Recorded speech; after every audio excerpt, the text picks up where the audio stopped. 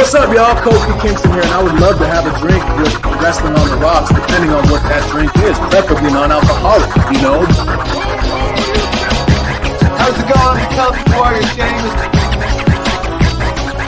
Soda. I would love to have a drink with Wrestling on the Rocks. Maple syrup.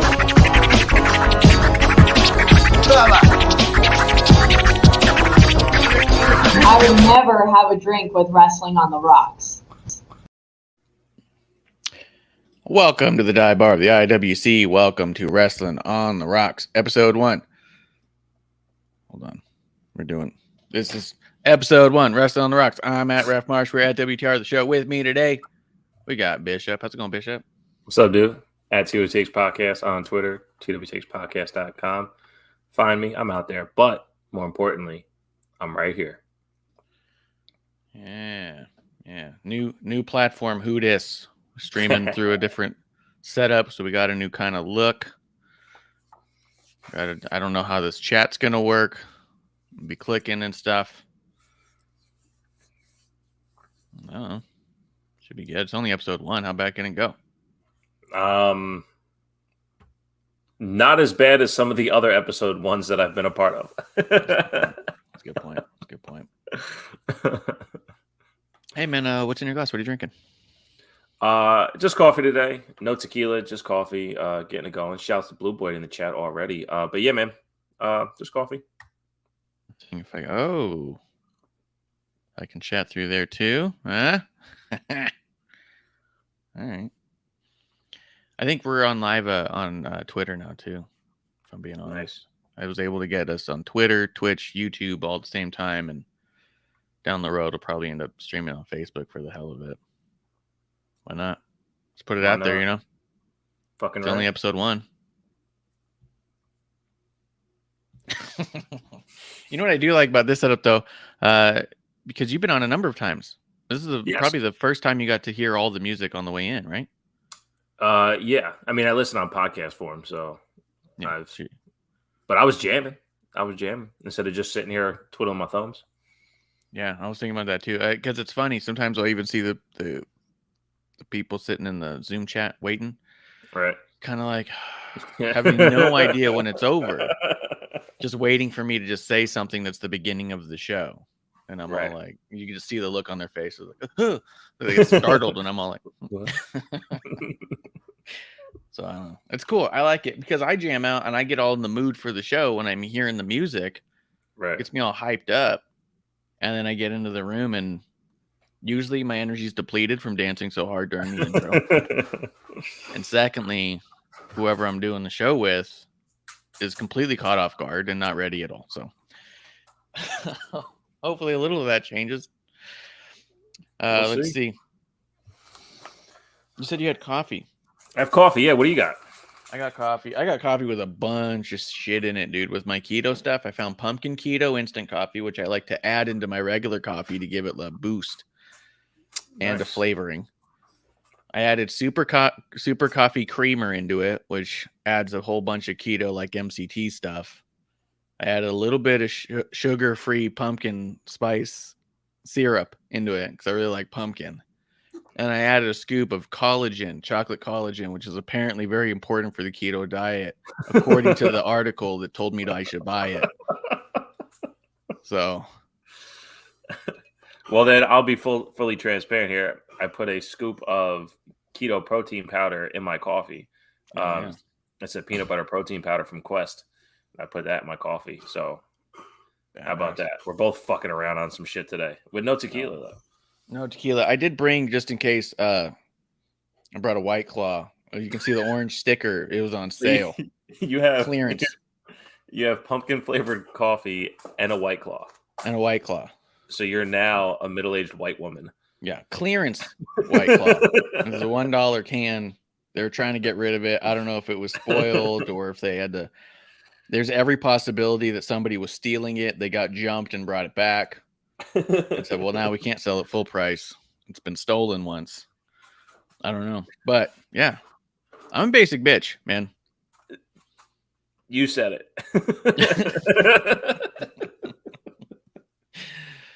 Yeah.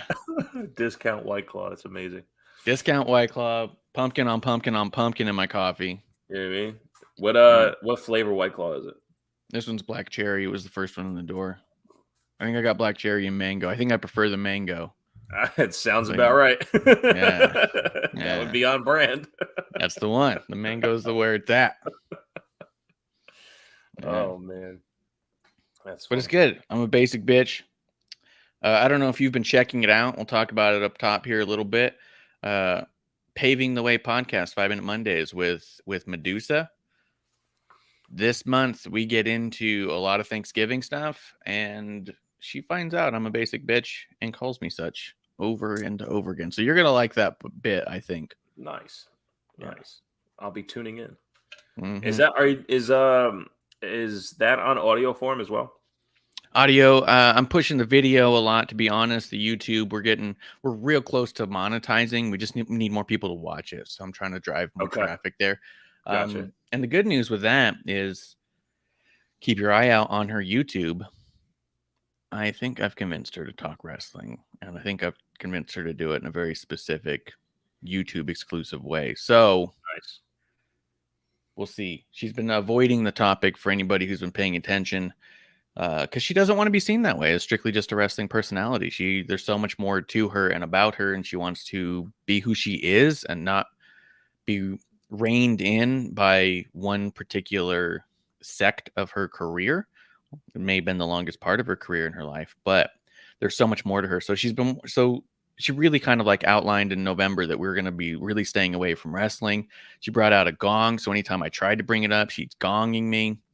But on episode 1, she gonged herself because she brought up wrestling before you did. Yeah. Good call. So that's how aware she is of it and where she's at with it. But at the same time, I think we've figured out a way where we can grow both audiences equally. She's created this whole community on Twitch, twitch.tv/Medusa Rocks. And they know that wrestling's just a part of her and not everything about her. So she's built a whole community about the rest of her life, her monster trucks, the horror film stuff. She's really into holidays and loves talking about all the holiday stuff. But I mean, she talks about journaling, yoga, all this stuff, right? But I think we found a way that we can grow both audiences. So I would say stay tuned to it. Find it on YouTube, youtube.com/Queen of Carnage. Give it the old subscribe so you can be aware as those things are coming out. You can be on board for whatever you want. Fantastic. Oh, man. Also, just a quick shout out to Pro Wrestling Spotlight with John Arezzi. I've been doing that with him for a few weeks now, a couple months probably, actually, now I think about it. But that's been really fun. It's been really cool. I pop in the beginning, pop in at the end. If they have any kind of, if it's John Arezzi and Bob Smith. If you don't know Bob Smith, he worked with Pro Wrestling Illustrated for a very long time, the creator of the 500 list. If you've ever heard of the PWI 500 list, I don't know if you've ever seen anybody ever mention it online ever for any particular reason. Every once in a while. Every once in a while. But he created it. And the first several years, it was actually just him. It was just him putting together a list. He had a criteria he kept to. And so he was really involved in the wrestling industry and journalism before that, sports journalism. So it's really fascinating to talk to him, especially from the degree that his career really launched when he was doing a piece on Mike Tyson. And because of his stuff he was doing in the legitimate sports world with a journalism degree, that's why PWI wanted him over. Like it used to be, and at that time when he came on, only actual journalists, and I mean that with all due respect to the fake journalists, if you didn't have a journalism degree and you didn't have already a sports background and you weren't already published, you weren't getting into wrestling news. You just weren't. That was part of their criteria to bring someone in. And I think that part of it was probably to protect kayfabe, right? If you want to present wrestling as legitimate, knowing it's a work, how do you not present it as a work? You find someone who's already presented legitimate sports and say, we'll just do that now with this, right? Yeah. Because at the time it was in both their interests, right? Kayfabe was in the interest of the newsletters, of the magazines. Some of those magazines were kayfabe magazines. Oh my God, Ric Flair and Ricky Steamboat, they saw each other in a gas station and they came to blows, and before they got out of there before the cops were called. You know what I mean? Like it's all this. I don't think you want to say that happened. at a gas station. I don't think you want to say they came to blows at a gas station. Well, they didn't blow to come. Oh, gotcha. Yeah. It's not Tuesday either. It's not Tuesday. You know? Just dicey stuff happens in gas station bathrooms. That's all I'm saying. Well, back in the day, who knows? That's Wasn't what I'm reported. saying. So, but and if it was Ricky Steamboat, Ric Flair, we're talking the 80s now. Like, I mean, 80s gas stations. You gotta be careful. They're probably the best gas stations back then. Probably. But it's been really cool to kind of like pick both their brains. They listening to old episodes of the Pro Wrestling Spotlight, and they basically fucking 92. And then they listen through it, and then I pull some clips, and they talk about what was happening in the world then and what was going on and what made this particularly interesting or not. It's really fascinating when you think about it.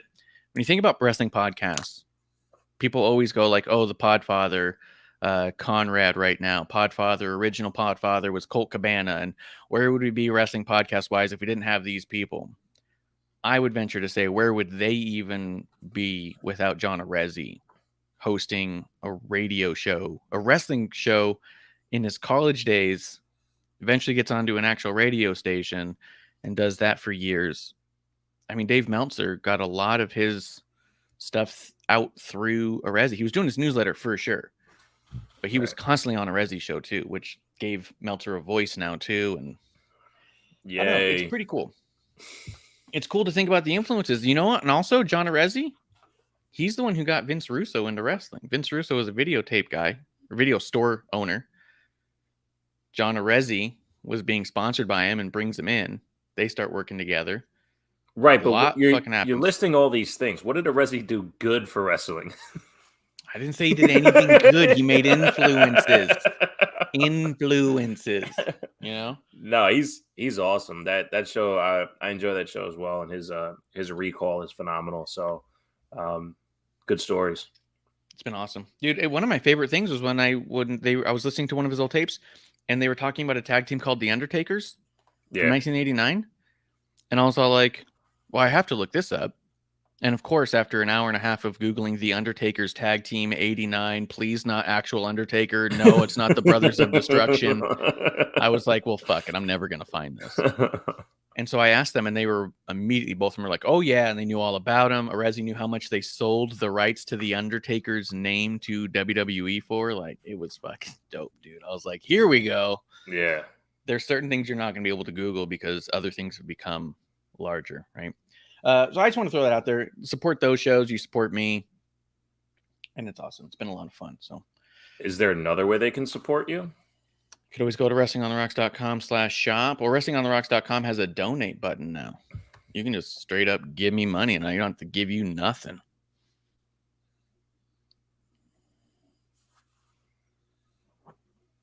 I mean, there is the sponsor. Yeah. But I like more direct money.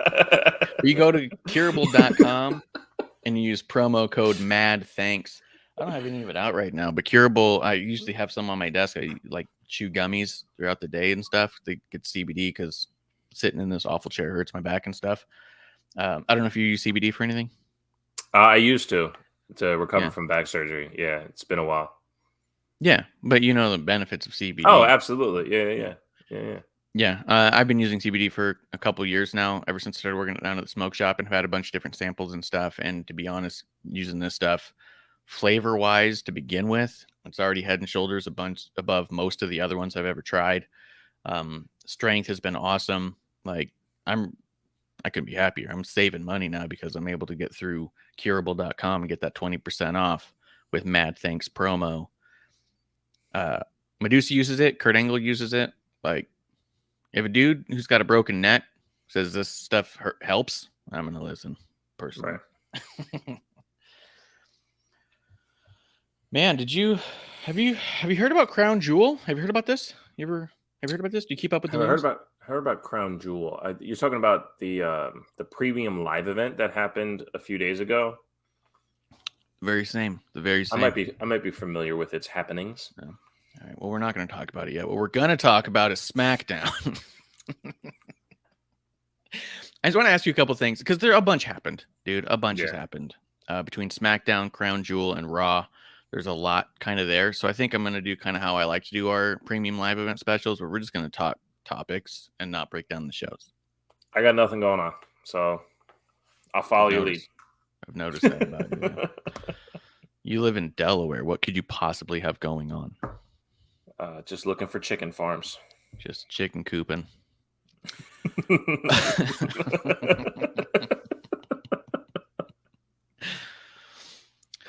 Oh shit. Let's talk a couple things. The no disqualification match between Liv Morgan and Sonya Deville. Mm-hmm. What do you think about this? They've been working together a bunch. Sonya, historically, we've seen like waves of her seemingly getting much better and then almost regressing as far as her smoothness in ring. What did you get out of this one? What I got out of this was that Liv Morgan might be our version of Roddy Piper. She never needs a title again. The crowd is fucking eating her alive. They love her so fucking much right now. She has been teetering on breaking into some Alexa Lilly type shit, and the crowd cannot stop cheering for her. Yes. She's going in and out of whatever this phase of she is. We have no clue what her character is, by the way. Nobody knows what this character of Liv is. It's undefined. Yeah. And people fucking love her. Yeah. I could not stop paying attention to the crowd loving everything Liv did. The match was cool, but like I was really distracted by the crowd response and how much they love her. What are you doing to my camera, man? What was that? I don't know. It was flickering. Maybe it was just on my side. That was weird. Yeah, I don't think I saw it on my side. There's only episode 1. Take a drink. Yeah, but cheers. I agree. I think that and this also leans into a whole other conversation I wanted to have with you at a different point, but you already said it, so let's fucking do it. Liv Morgan does not need a title, was what you said, because she's like a Roddy Piper.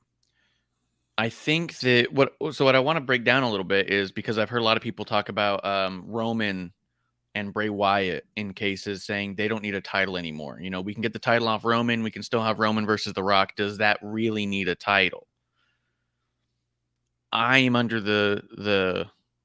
I'm in the camp that the title may not be needed, but it definitely elevates, right? Like Roman and Brock. A lot of people said, does this need the title? Do we need 2 titles on this? Do you mean like is somebody going to tune in or tune out based on if there's a title or not? Probably not. But does it make it more important? Absolutely. Because if you have the 2 biggest draws, the biggest characters, personalities, just the largest scale thing you can have. How do you give it a larger scale? Give it higher stakes than just personal beef, right? Even if Roman and Rock doesn't have a title, yes, everyone's going to want to watch it. And no, nobody's going to say, well, if it's not for the title, I'm not going to bother. You're going to watch it. But if it's for the title, it's, well, not only is it family, but also for the championship. Like, that's more important now, right? And it also adds an element to the story that complicates it, right? If it's Roman versus The Rock and there's no title, well, does anyone losing really matter? Probably Roman could take that loss and maybe get his win back later. That way we can move some story. But if there's a title on the line, well, then it's all like, well, can they really put it on The Rock right now? You know what I mean? Like, oh, is The Rock going to be too busy? It complicates the concept of the story there, which makes it harder to guess what's going to happen. So, well, just for that point of it, because I'm not sure if you want to go into other aspects, like you were saying, with title or no title, character-wise. We'll tie it back. Roman's tribal chief character has everything to do with the titles. That was the reason for it. So the title is necessary to the tribal chief, and the people who think that title no longer needs to be on him fail to encapsulate the entire story of what the character is, and most likely weren't on for the beginning of the story either. But that's what he said. I need this title to feed my family. I am the tribal chief. Like, that's top dog of the company. Yes, we get it as people in the know of how this shit works. It's a story, whatever. But the character itself, it's contingent upon the title. If he loses that title, he can no longer claim tribal chief. Yes, and he's constantly saying that he carries the WWE on his back, and he is the WWE, and he bears the weight of WWE on his shoulders. This is the physical encapsulation of that, having both world championships thrown over his back, laid across his shoulders. This is the physical personification of bearing the weight of the company, just these massive logos on him, right? As much as we constantly talk about how we'd like a redesign, there is something about that visualization of, like, look at the heavy strap of these logos bearing him down after this fight, right? So I agree with you where it's all like, yeah, the character's kind of tied in. I don't think Roman and Rock is lesser than without the titles, but it's definitely more than with the titles, right? To tie that back to what we were talking about, Roddy Piper. Roddy Piper never needed the championship, right? Because the Hogan character was tied into the title. The Hogan character needed to be champion. He was always fighting at that championship gold to represent a form of success for kids to look up to, right? With that, Liv Morgan may never need the title again. I completely agree. And that was to tie it back into the idea of, like, as much as, because I'll probably say it somewhere else too, Roman and Rock definitely could use the title. Brock and Roman definitely could use the title. People were trying to tell me at the time for that Mania, why is it both titles? This is bullshit. Get the titles out of there. They don't need the titles. Well, look where we're at now a year later. Those titles have been very important to that story on both sides. So, but I agree that Liv is so beloved. She's such a good underdog. She's doing such great character work. People are going to be behind her and support her and buy her merch and yell for her, and they're going to show up because she's on the card. You know? Yep. And that was just such a massive takeaway from watching the match. And look, it was a tape Smackdown, right? So is there a chance that they bolstered the volume a little bit? Sure. But when you look at the crowd themselves, they're on their feet. They're cheering like crazy, you know, unless they edited footage somehow when they pan away. But I doubt it. That was, yeah. So, and the Piper thing, I wasn't even saying it as a challenger aspect. Like, I'm saying, like, just to witness. Exactly. Oh, we get to see Liv. Cool. All right, Liv. What is she doing? Okay, great. Now, exactly. Now, I said this before when she was champion, kind of like the Bianca aspect. Bianca's been facing former champions. She hasn't been elevating the next contender. Does Liv have the ability to do a Roddy Piper, Jake Roberts to elevate the next challenger for the title? Maybe not. But can it be just an adjacent story that we like watching on TV?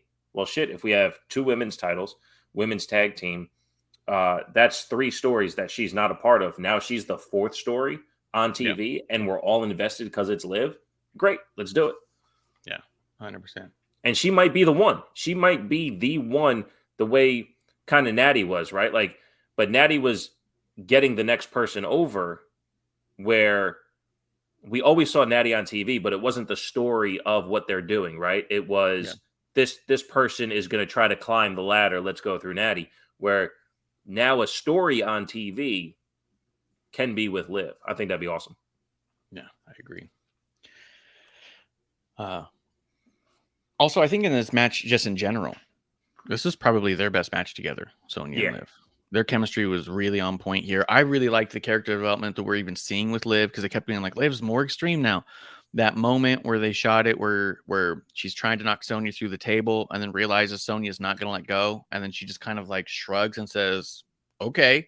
And they both go back into the table. And then she just kind of starts laughing and she's like in pain. I thought that was fantastic. It was an amazing moment of, wow, Liv's, I mean, even Wade Barrett said it was a kamikaze style of wrestling. You know, like, yeah, she's that level of crazy. She doesn't care if she's going to get hurt as long as you get hurt more. You know what I mean?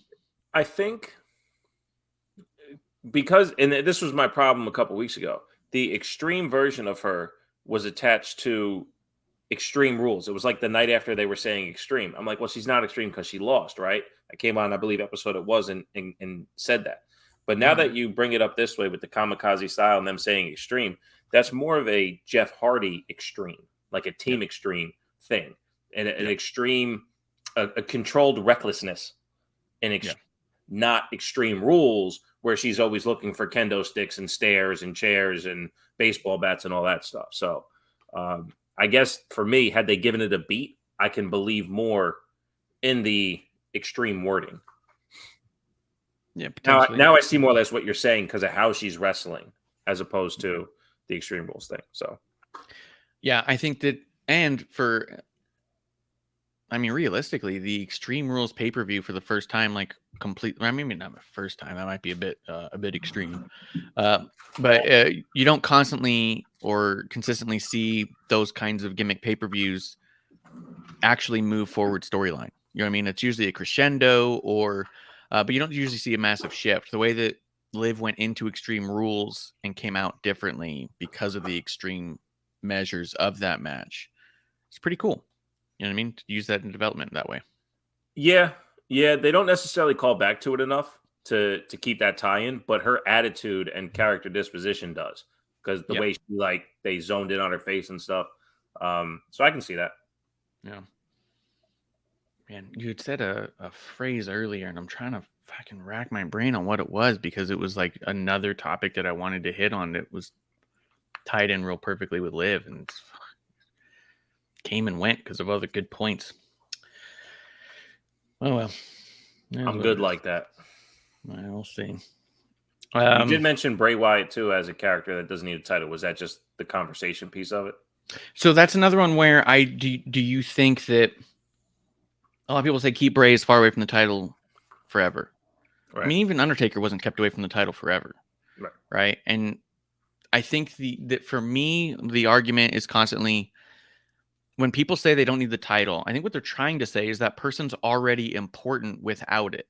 Right. But I think what they're neglecting is that the title's meant to mean something. And if you are constantly trying to build rosters with people who don't need the title, then what's the need of the title? To me, the title has to make stuff more important. So to say never anywhere near the title makes me sound like you're capping them at their importance, for sure. Right.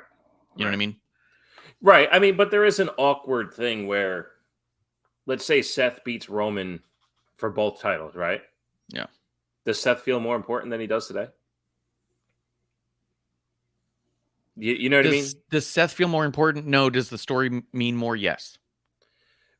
Correct.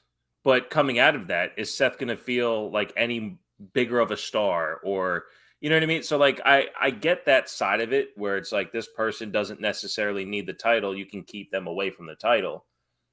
But again, to your point, those titles have to mean something and lift someone to the next level, like a Bobby Lashley, who is now an untouchable star. That doesn't happen without him winning that title, even if he lost it as quick as he did. Right. But at a certain point, you start devaluing the titles, right? If your whole goal is to get people to the title, so they're elevated to a point where they no longer need the title, then now you're using it as a transition to make people bigger than the title, right? Right. A character Then- transition as opposed to a transitional champion. Yeah. Yeah. And at that point, do you have an entire roster of people more important than the title? And is that ever good? Like, that's supposed to be the crescendo, right? Like, people are supposed to be, that's supposed to be their goals in this, is to be champion. And if you constantly say, oh, no, I made myself bigger than the championship, well, what the fuck does that title mean? Why is it your dream to hold it? Why is a guy like Ricochet saying that one day he wants to hold that? Why is Kevin Owens saying he can't wait for the day that Sami Zayn gets to hold the Universal title? Like, Right. what does it fucking matter if all these other people are now bigger than the title? You know what I Right. mean? It's like, oh, so at that point, the world and Universal title become almost mid-card territory. And then the Right. mid-card titles become like introductory territory. It's like you're a jobber till you get the IC, and then you're the IC champion until you become the world champion, and then you go to the main event after that. It's like, no, it's meant to be the top. Like, Right. you win the Right. Royal Rumble to have a title match, not to have a match against Bray Wyatt Right. with Right. no title. You know what I mean? Like, Right. why does the Rumble mean anything if the title doesn't for over half of the roster? Right. Right? That makes sense. Yep. But at the same time, these people can be draws without it, like a Liv. Like, I do think that Liv winning the title definitely elevated her to a certain point, but her character development has been such that we're invested enough to care, regardless of if there's a title. But if she's ever in a title match, we will care more about that match. And when she wins, though, are people going to give a fuck afterwards? And that's kind of my problem and where I'm at with Liv in this instance. If they love her this much, then why put the title on her at all? Just keep this character or this wrestler. Because here's the thing. Pretty sure, for now, yes, I'm pretty sure, too, like in a month, she can flip it and start getting booed. Mm-hmm. The way people are attached to her, she can do the thing that goes, are you fucking kidding me? And even without promoing, just keep doing the action. And get booed. She has the crowd in the palm of her hand. Yeah. And speaking of the crowd, I remember the other thing you said. You said you thought it's possible that they were piping in noise, which I'm not going to say is not possible. But what I am going to say, because it was recorded. Sure. But a lot of people make that argument all the time. Well, WWE always pipes in crowd noise. Oh, it's constantly. Oh, you can tell it's not real crowd noise. Oh, you can tell. But then you have this Raw, which we'll get into the stuff around it later. But this Raw where the crowd was largely dead most of the show. And a lot of people were complaining, why is this crowd so bad? This crowd's terrible. Never come back here. Listen to the crowd. They're not saying anything. I don't think you can have it both ways. Right. You know what I mean? You can't say that the WWE is well known and heavily established for piping in crowd noise for decades. Right. And then have an episode of Raw where there's no crowd noise and then say that's the crowd's fault. You either say that, hey, that's the WWE's fault for fucking up their production and not piping in the crowd noise like they would normally would. Would they fire the sound piper? Right. You know what I mean? True. Or you say this was a bad crowd and the other crowds have all been good. It's either you have hot crowds or cold crowds, or you have a legitimate person piping in sound failing at his job. I don't think you get to have both. I'll give you that. And I think Stone Cold said it best. It's the arenas and their acoustics. I think it's a major factor that people want absolutely. to ignore. I've been to that one that Raw was at. I went for SmackDown 900 because Undertaker was going to be there. And it is like the seats go away, not like necessarily up. They end up going away. So I can see how it would be dead. Yeah. And then people thought that they piped it in Extreme Rules for Bray. No way. That shit was crazy. So I'm sure it's the building. It has a lot to do with the building, I think. And I do believe that there are mics that they can sweeten. And I believe that their sweetening level is the same in every, and it's the same mostly across the board. I think they know that there's certain venues where it's all like, look, the sound just goes up and out. There's the one, I forget which one it was, but Stone Cold had mentioned it. There was one that had like a wood ceiling. Rosemont Horizon. Yeah. Yeah. The one and in he Chicago, said the crowd goes, or the crowd noise goes right up and away. And he goes, so I'm doing this stuff and I hear nothing. And he goes, but I look out and I'm just seeing motion. And it's all like, what the fuck? So I think that that's more of a fair argument than they're piping it in. And then why is this crowd dead? Well, maybe because they're not piping it in. Piece of shit. Yeah. Yeah, like I said, just it honestly what it felt like watching SmackDown is that it was a polished production. Like Yeah. the way everything flowed. So like, like WrestleMania 19 when they did the Hollywood version of it. So there's like an artsy way to it. That's kind of how this SmackDown looked. But I think we talked about that on episode 1, how I thought one of the biggest changes in Raw, or I'm sorry, in WWE since Vince left was the production value. And SmackDown was a big example. Even in this, the next segment after the match was when Gunther and Rey Mysterio arrive, and they give them the, like the boxers just arrived, the UFC fighters just got to the building, and they do the tail of the tape as they're walking, and you get the commentators saying each thing, on the guys. That production value being there, could just be how they're doing it. It was sick. Yeah. Well, we hit a bunch of topics I wanted to hit at different times, but we did it all up at the top, so people can probably tune out now, I guess. We can also revisit them. That's fine. We'll get back to it. So let's wrap up some of the stuff from SmackDown, but I do want to ask about a few, like I said, things. LA Knight. Knight. Yeah. What do you think about what he's got going on here? He had that match with Ricochet, comes out talking trash. He comes out talking trash while the music's still playing, doesn't care. He's got that stride. There are bits about LA Knight, and I said this when he was in NWA. When I saw him live, I'm not trying to compare him to these people necessarily, right? It's not like he's the next X, Y, or Z. But as I was watching him, there was little things that he did that reminded me of The Rock. There were little things that he did that reminded me of Stone Cold. There was little bits that reminded me of Kurt Angle. He was kind of an amalgamation of influences that made him strictly his own. And not to say that he is going to be a Mount Rushmore personality, but it is to say, I don't see why he couldn't eventually be a Mount Rushmore personality. There was enough of all these little nuggets of things that just made me go, there's a lot that this guy's tapped into that he could definitely take it as far as they'll let him, I think.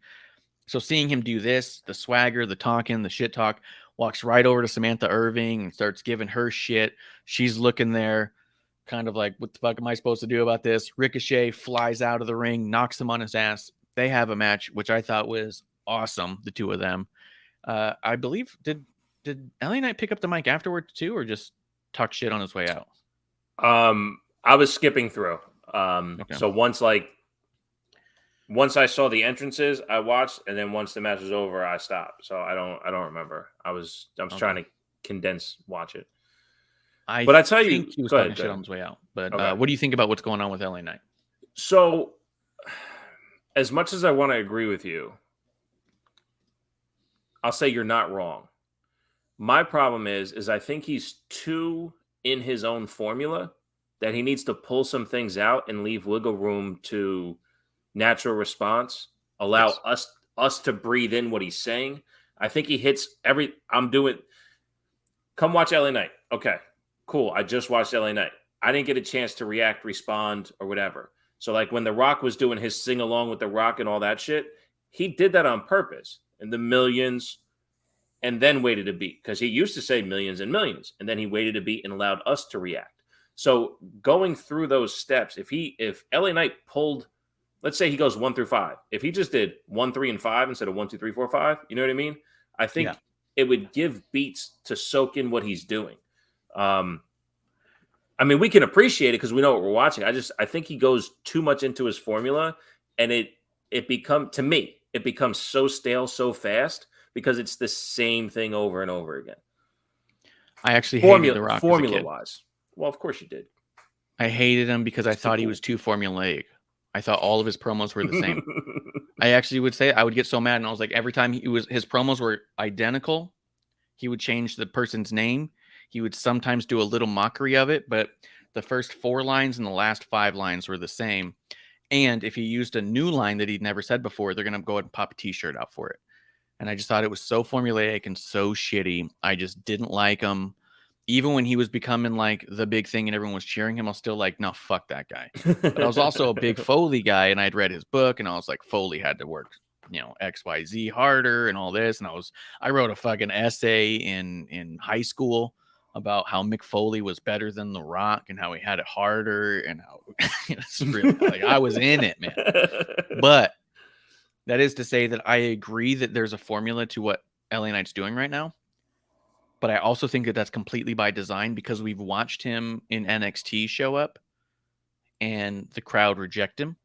So he turned real heel real fast. And I think that that's part of his method is once the crowd doesn't take to him, is because I think that he's super attuned to what the crowd's doing. Because when I watched him in NWA, the crowd took to him. So he just went babyface right away. And he let things breathe. And he would do responses. He would look to the crowd. He would say things. He became communicative with the audience. I think when the crowd turns on him, he turns on the crowd to get them to amp up their anger, right? He's leaning into it. And he gets to a certain point. It happened in NXT. They hated him so bad that they started to love him. And then when he went babyface in there, then he started slowing down his thing. He's got a method that I've seen him do 4 or 5 times as he's introduced in a new company. If the crowd turns on him, cool, let me crank that up. I'm going to stomp all over everything that makes you guys happy. I don't want you to have time to respond. So he's just laying groundwork now. Yes. Okay. He's teaching the audience right now how he would like a response, but telling you he doesn't need it and not giving you room to do it. So by the time you get to, now you love it. All right. You know what I mean? I'll bite. Yeah. I'll bite. And I only say that because I've seen him do it before. Right. And as I watched it last time, I was all like, oh my God, he's this good? Like, this is amazing. All right. So, yeah. I'll let it play out. All right. Well, it was a good match, though.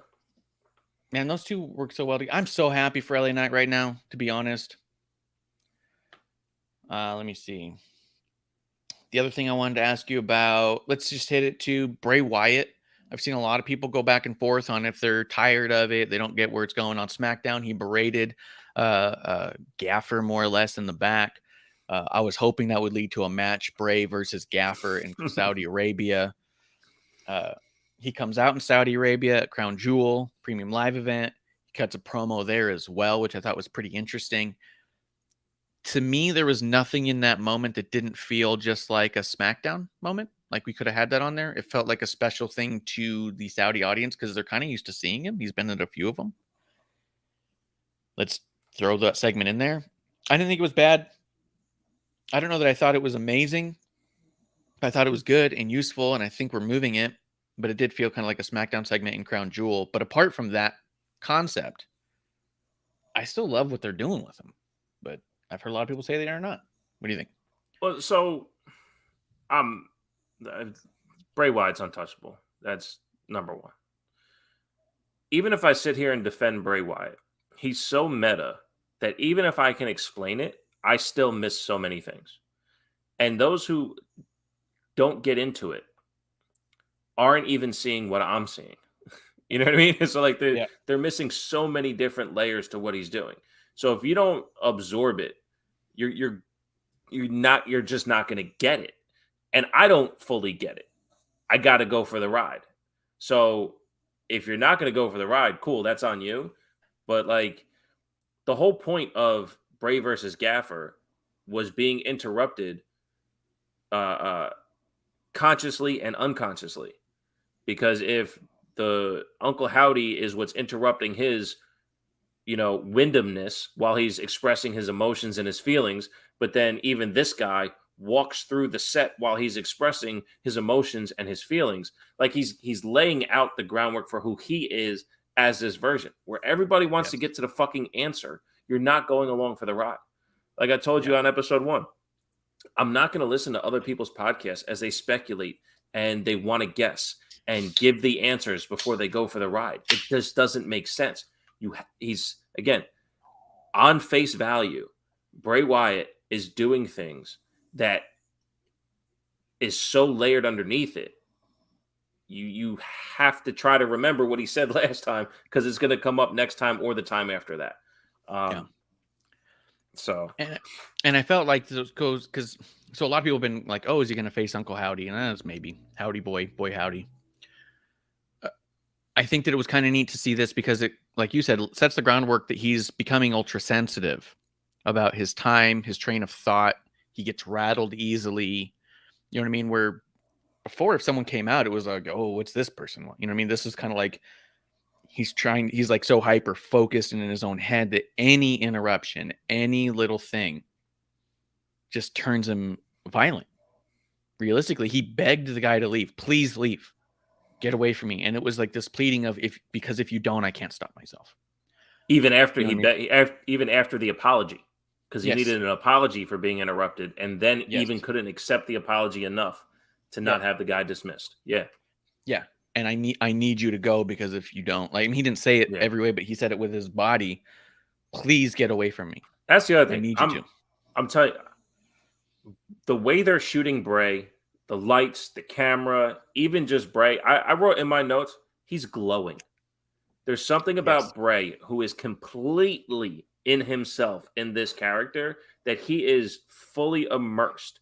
And that type of glow has me so drawn to whatever this energy is. And I was already a fan, but I'm not even, like I told you on episode 1, I don't fucking care if he wrestles. But the shit he's doing is so incredible. What is a match going to do to enhance this? Yeah. Like it's insanity how creatively captivating he is. And it's got nothing to do with ropes. Like it's crazy. Yeah. Yes. Yeah. I mean, because I understand and get and appreciate the sentiment of I don't care if he ever wrestles, because you're not the only person I've heard say that. You're not special. So No, that's fine. I get it. And you- I love him in the ring. I think he's phenomenal in the ring. Just like what they're building has something to do so much better. Right. So I can appreciate the concept of people saying, like, I don't need him to wrestle, because I agree that I'm invested whether or not he gets into a match, theoretically. I agree with the sentiment of he doesn't need a title, and it's because he's so important as a character that thinking that a title alone will elevate his status is kind of silly. But elevated stakes do mean something. I always thought that the Fiend should have held on to the title and used it as bait. You know what I mean? Not that it was important to him necessarily, because revenge was more important to him, but his understanding of how important the title is and his strength being such that he can just take it, that he would grab the title, hold on to it, and dangle it in front of people like a Seth Rollins, like a Roman. Look, because you won't fight me otherwise. I needed this to get you here, right? And I still think that kind of thing can still be functional with him. But I do think that ultimately he's got to get to a match, because it's got to play out in a way where we see what he's doing that's different, because he's also wrestled different in every iteration that he's had. Yeah. And I do think that title wouldn't hurt him. No. I don't disagree with that either. I think the more or less don't care if he wrestles is not fantasy booking an opponent, because let's do it, right? Like, who's he going to face and why? Well, that's so undetermined that go along for the fucking ride and take what he's giving you. Because if you don't understand it now, you will. And if you don't, you'll end up seeing him wrestle, that kind of thing. So more or less from that standpoint, it's like an opponent for him is so far-fetched, just fucking go for the ride. It's so good too, man. It's fucking, God, it's good. It's awesome. That's why I think he should be fighting gaffers and security guards. Lay it out. You're right. Only 2 more things I'm going to hit in SmackDown, and we'll move along, I promise. Shayna Baszler kicks Natty in the nose. Blood everywhere. I want to know what you saw here, because I think I saw something different than a lot of people saw. Okay. Number one, I saw a pretty good match. Yeah, it was a pretty good match. So let's not gloss over that. Oh yeah, both of them are awesome. And I think Ronda in Shayna's corner was awesome. Great touch. Yes. So I saw Natty post my dislocated nose is doing better photo after SmackDown aired, which was on tape delay. So let's start kind of there. Because after the match, when Shayna throws the knee, the sound was fucking insane. Yeah. I cringed because I was like, oh, that's where it happened.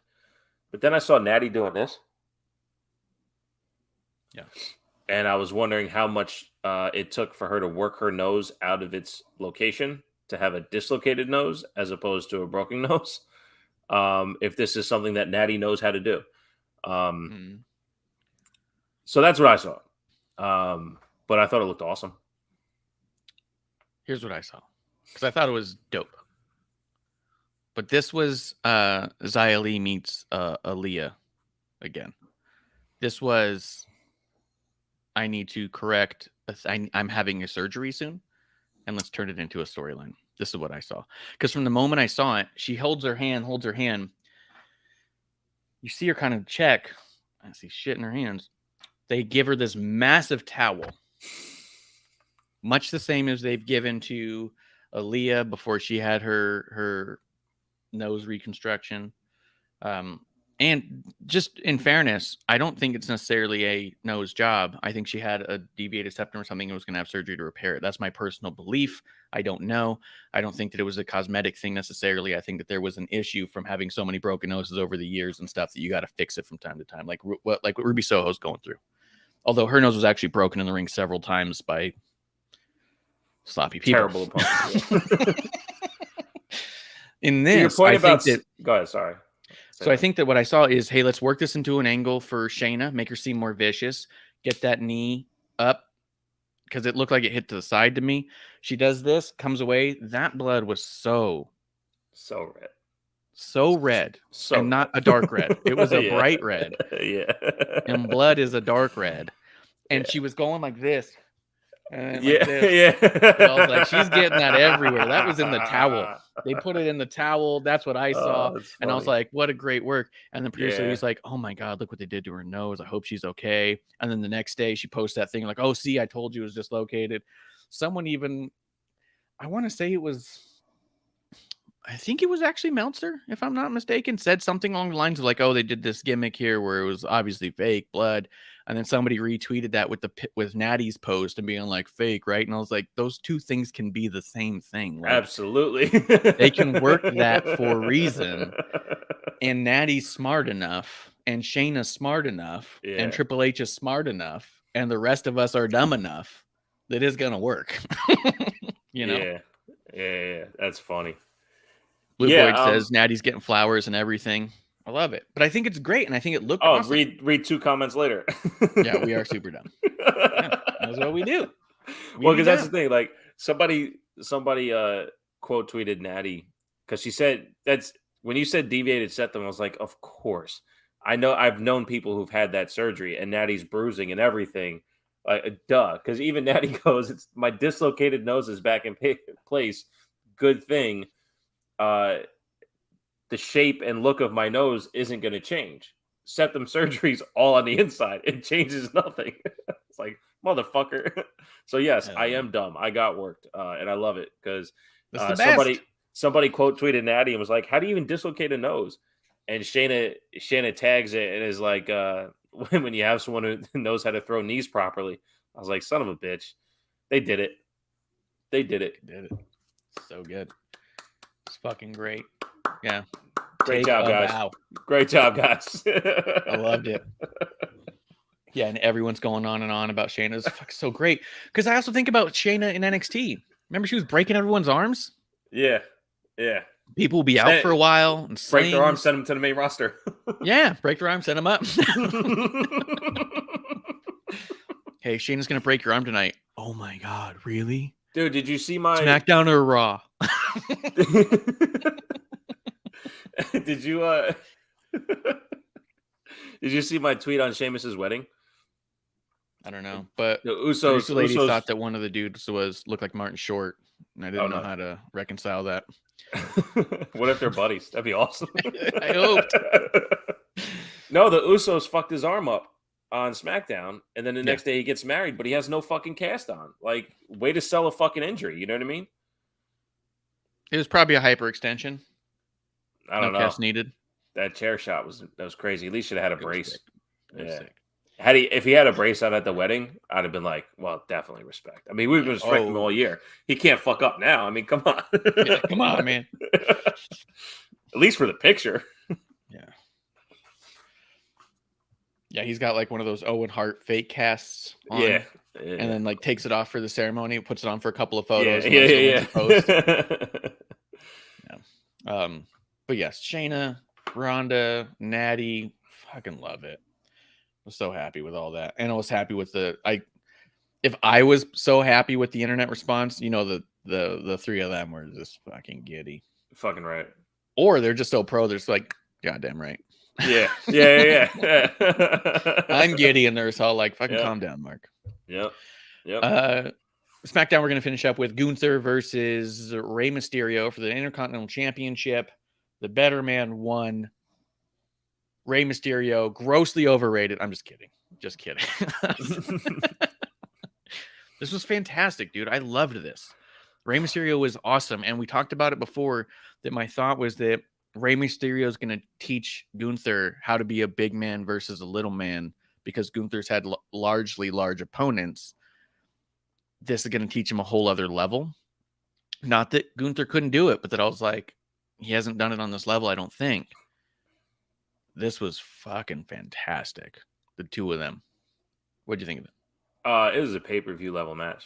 And I think in this new setup, I wanted to make sure I got my virtual background correct, because I think we talked about it on episode 1 that Rey Mysterio winning, whether he is winning the number 1 contendership, whether he's going to win or lose, was secondary to the fact that the match was going to be fucking awesome.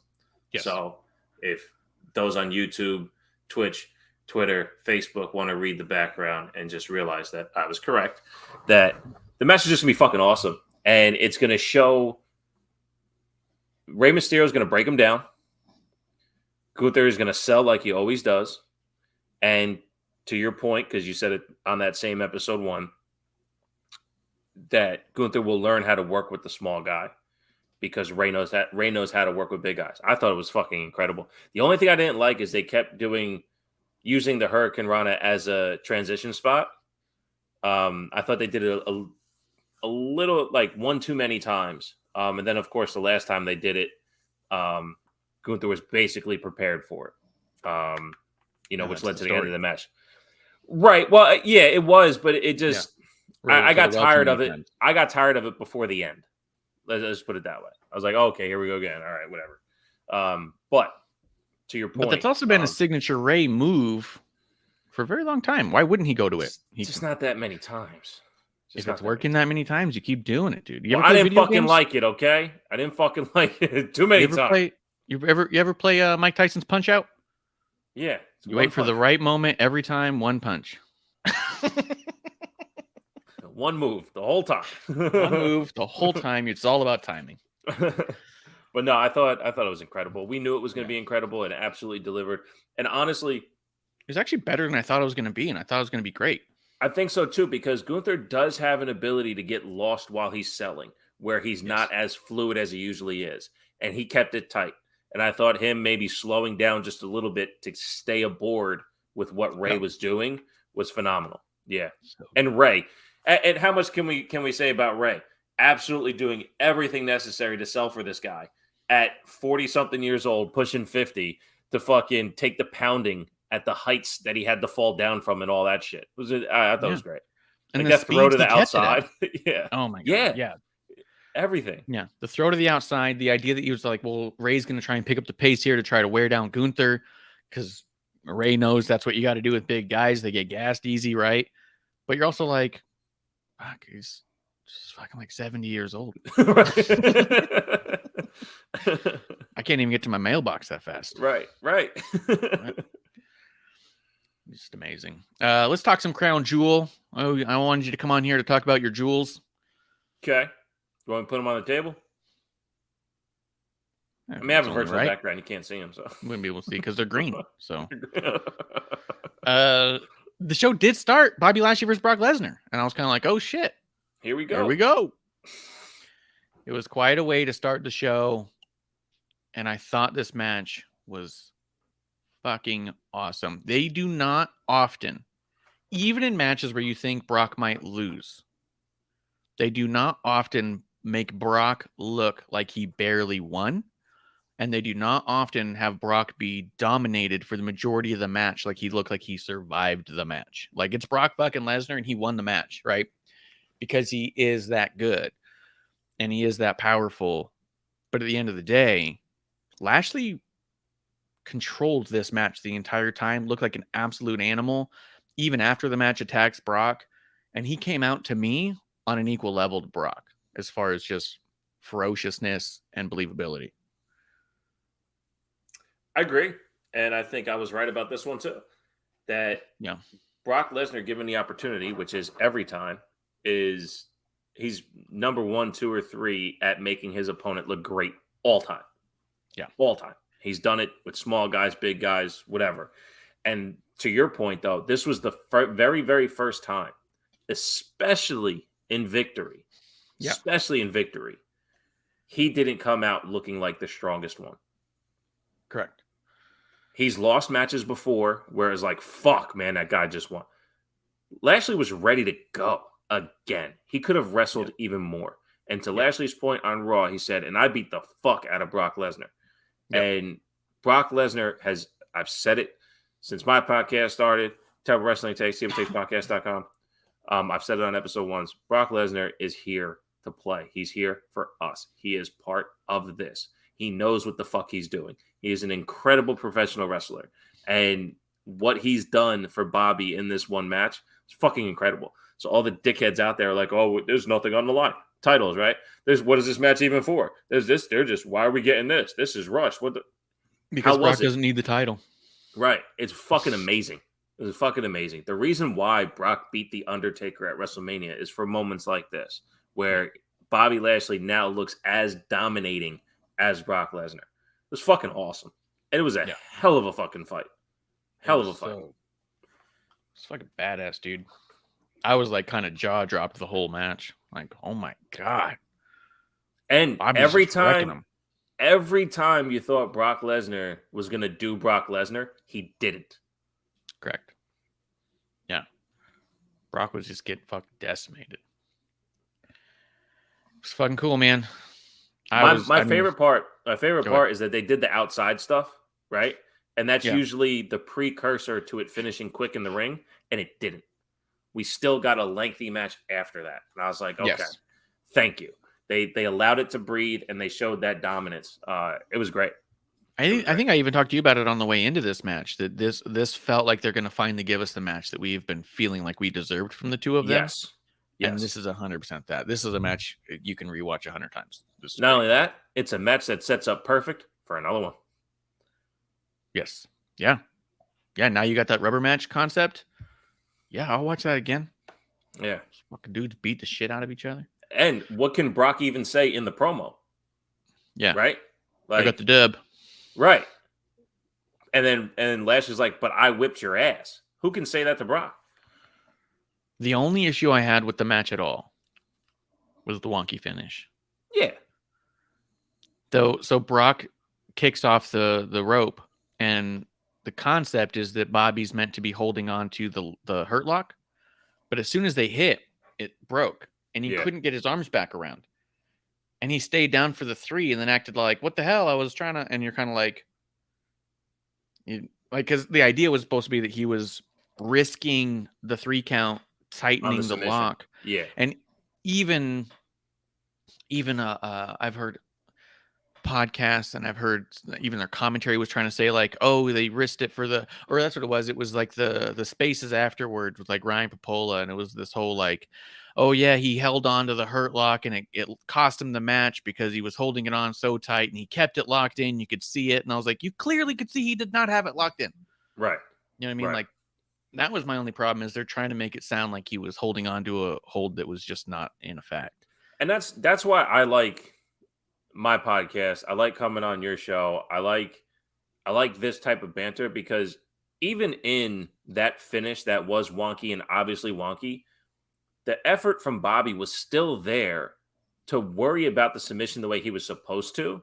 Yes. and get caught in the loss. So even if it wasn't executed properly, he didn't deviate from it or fake that it was happening. I still thought like he was trying to maintain that submission. His mistake was not rolling over. His mistake wasn't getting his shoulders up, which is still a mistake. And I don't think I'm necessarily filling in lines. I'm just taking what I saw. And what I saw was Bobby not be too worried about this to worry about getting his shoulders up. And he fucked up.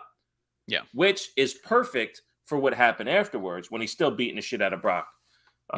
So it still plays. It is in how it is delivered to the other audience, though. The way Ryan Papola says it, that when you say it that way, no, you're fucking lying. But when you say it the way I just did or even you did, it's like, hey, it's a wonky finish, but the end result is there. He was too worried about the submission to get his fucking shoulders up. What an idiot. Yeah, 100%. Yeah, he was still trying to get it. He just didn't lock it back in. To be honest, it looked better than when Shayna does it. Because every time it happens to Shayna, she has it fully locked in and is not aware her shoulders are down. And this has happened to her a bunch. Where even Bobby trying to fight to get it locked in, show there's actually more to pay attention to. Yeah. Yep. Yeah. You know, but yeah, I agree. Bobby looked a little silly, but super dominant. And I think that that's a fair trade. For sure. Seems all right. For sure. And we'll talk more about Bobby here in a bit, but we did get Asuka and Alexa versus Dakota Kai and Io Sky in the rematch for the titles. I saw some people really trash some of the concept here about Damage Control getting the titles back. Like, why have them lose on Monday if they're going to bring it back on Saturday? To tell a story. Yeah.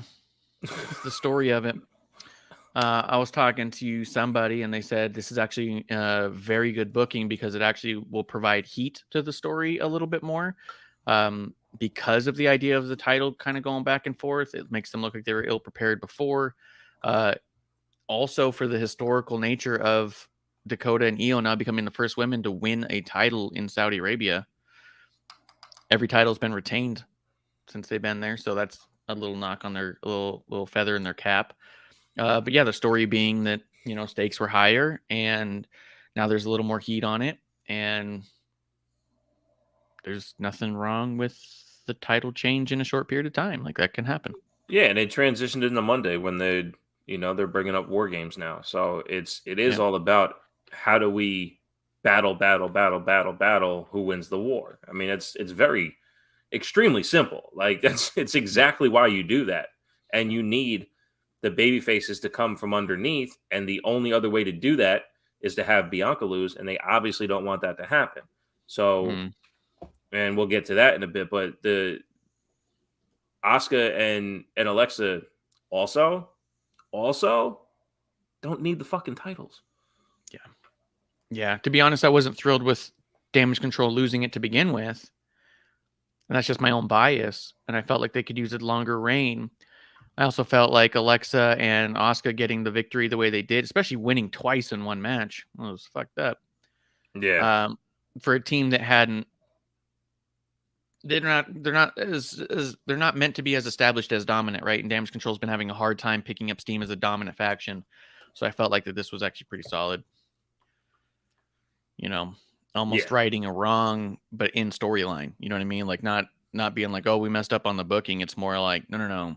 Now there's a chip on their shoulder. They realize it can be taken away if they're not on their game. You know,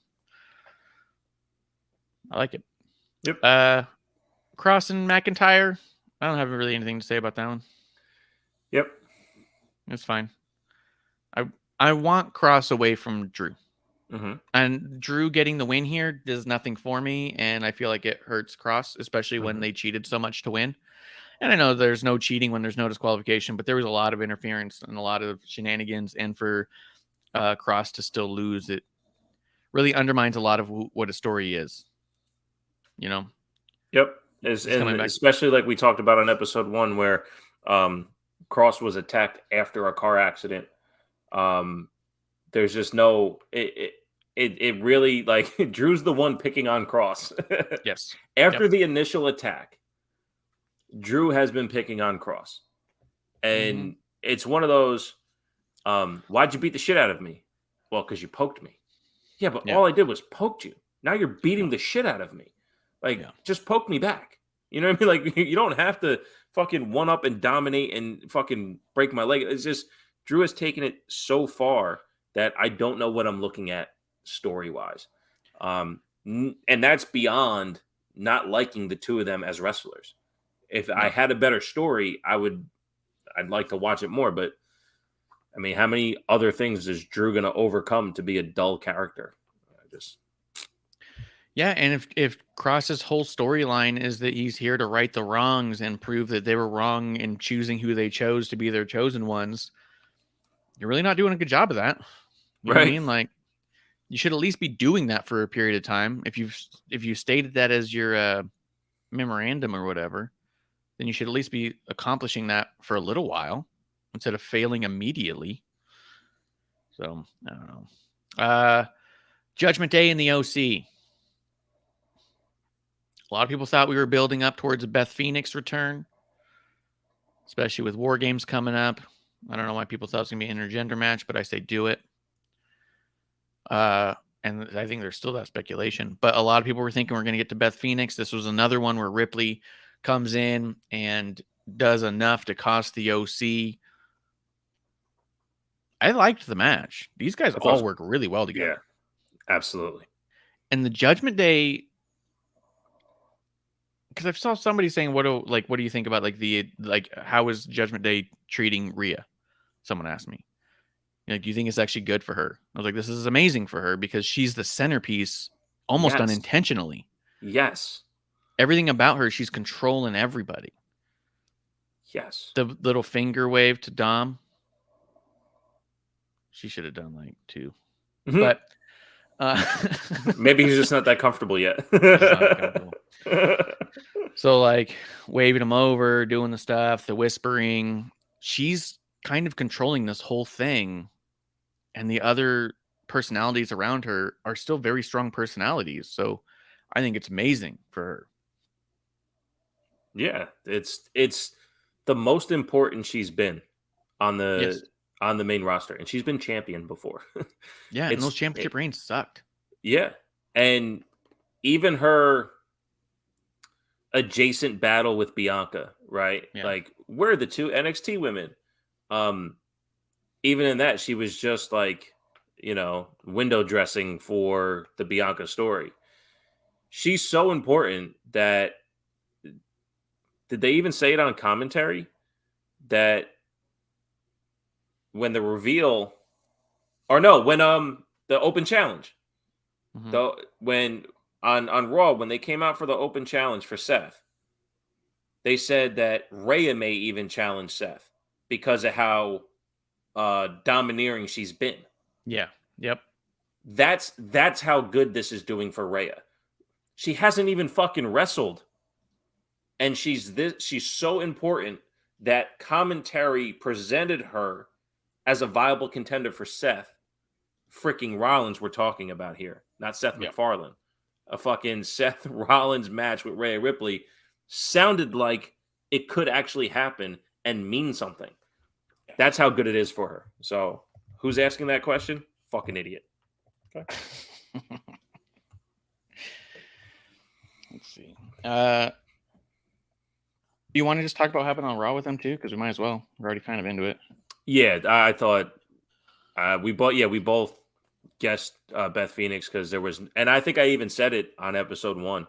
There's no one adjacent in the company that would be like would make sense because there's no one with ties. Doesn't really add up. Yeah. But I fucking love Mia Yim, man.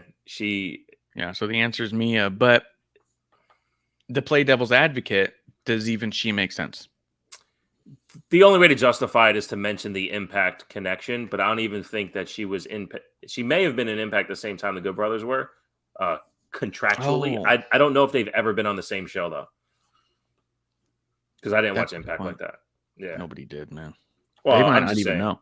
Yeah. Like, you might be able to ask the Good Brothers. They might not know if she was there or not. Right.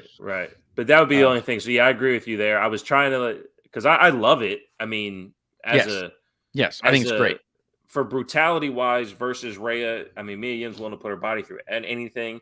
She's a hell of an athlete. but yeah, connection wise, AJ said it best. She found us. The OC didn't find someone. Someone found us. So, Yeah. Yeah. I think she's awesome. I also think that because OC's been doing a bunch of red and black, I think with Mia Yim's bright blue hair, it's going to be a really cool contrast. You know what I mean? What if she comes out with red hair next week? Oh, man. She's going to be looking like Ava Rain.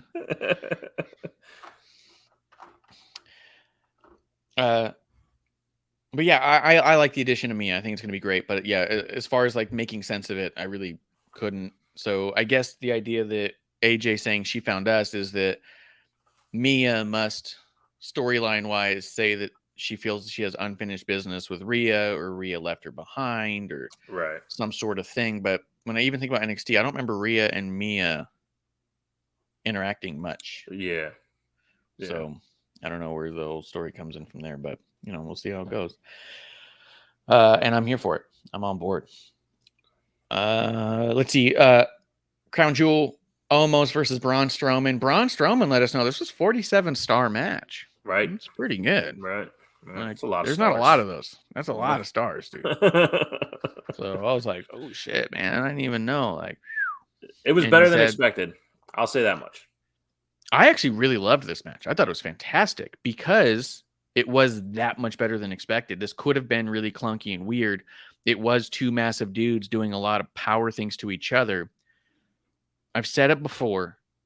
Braun Strowman is purely underrated as an athlete because there's no one to match his pure strength for him to balance off of. So he's always domineering and always has to play down as to not hurt somebody.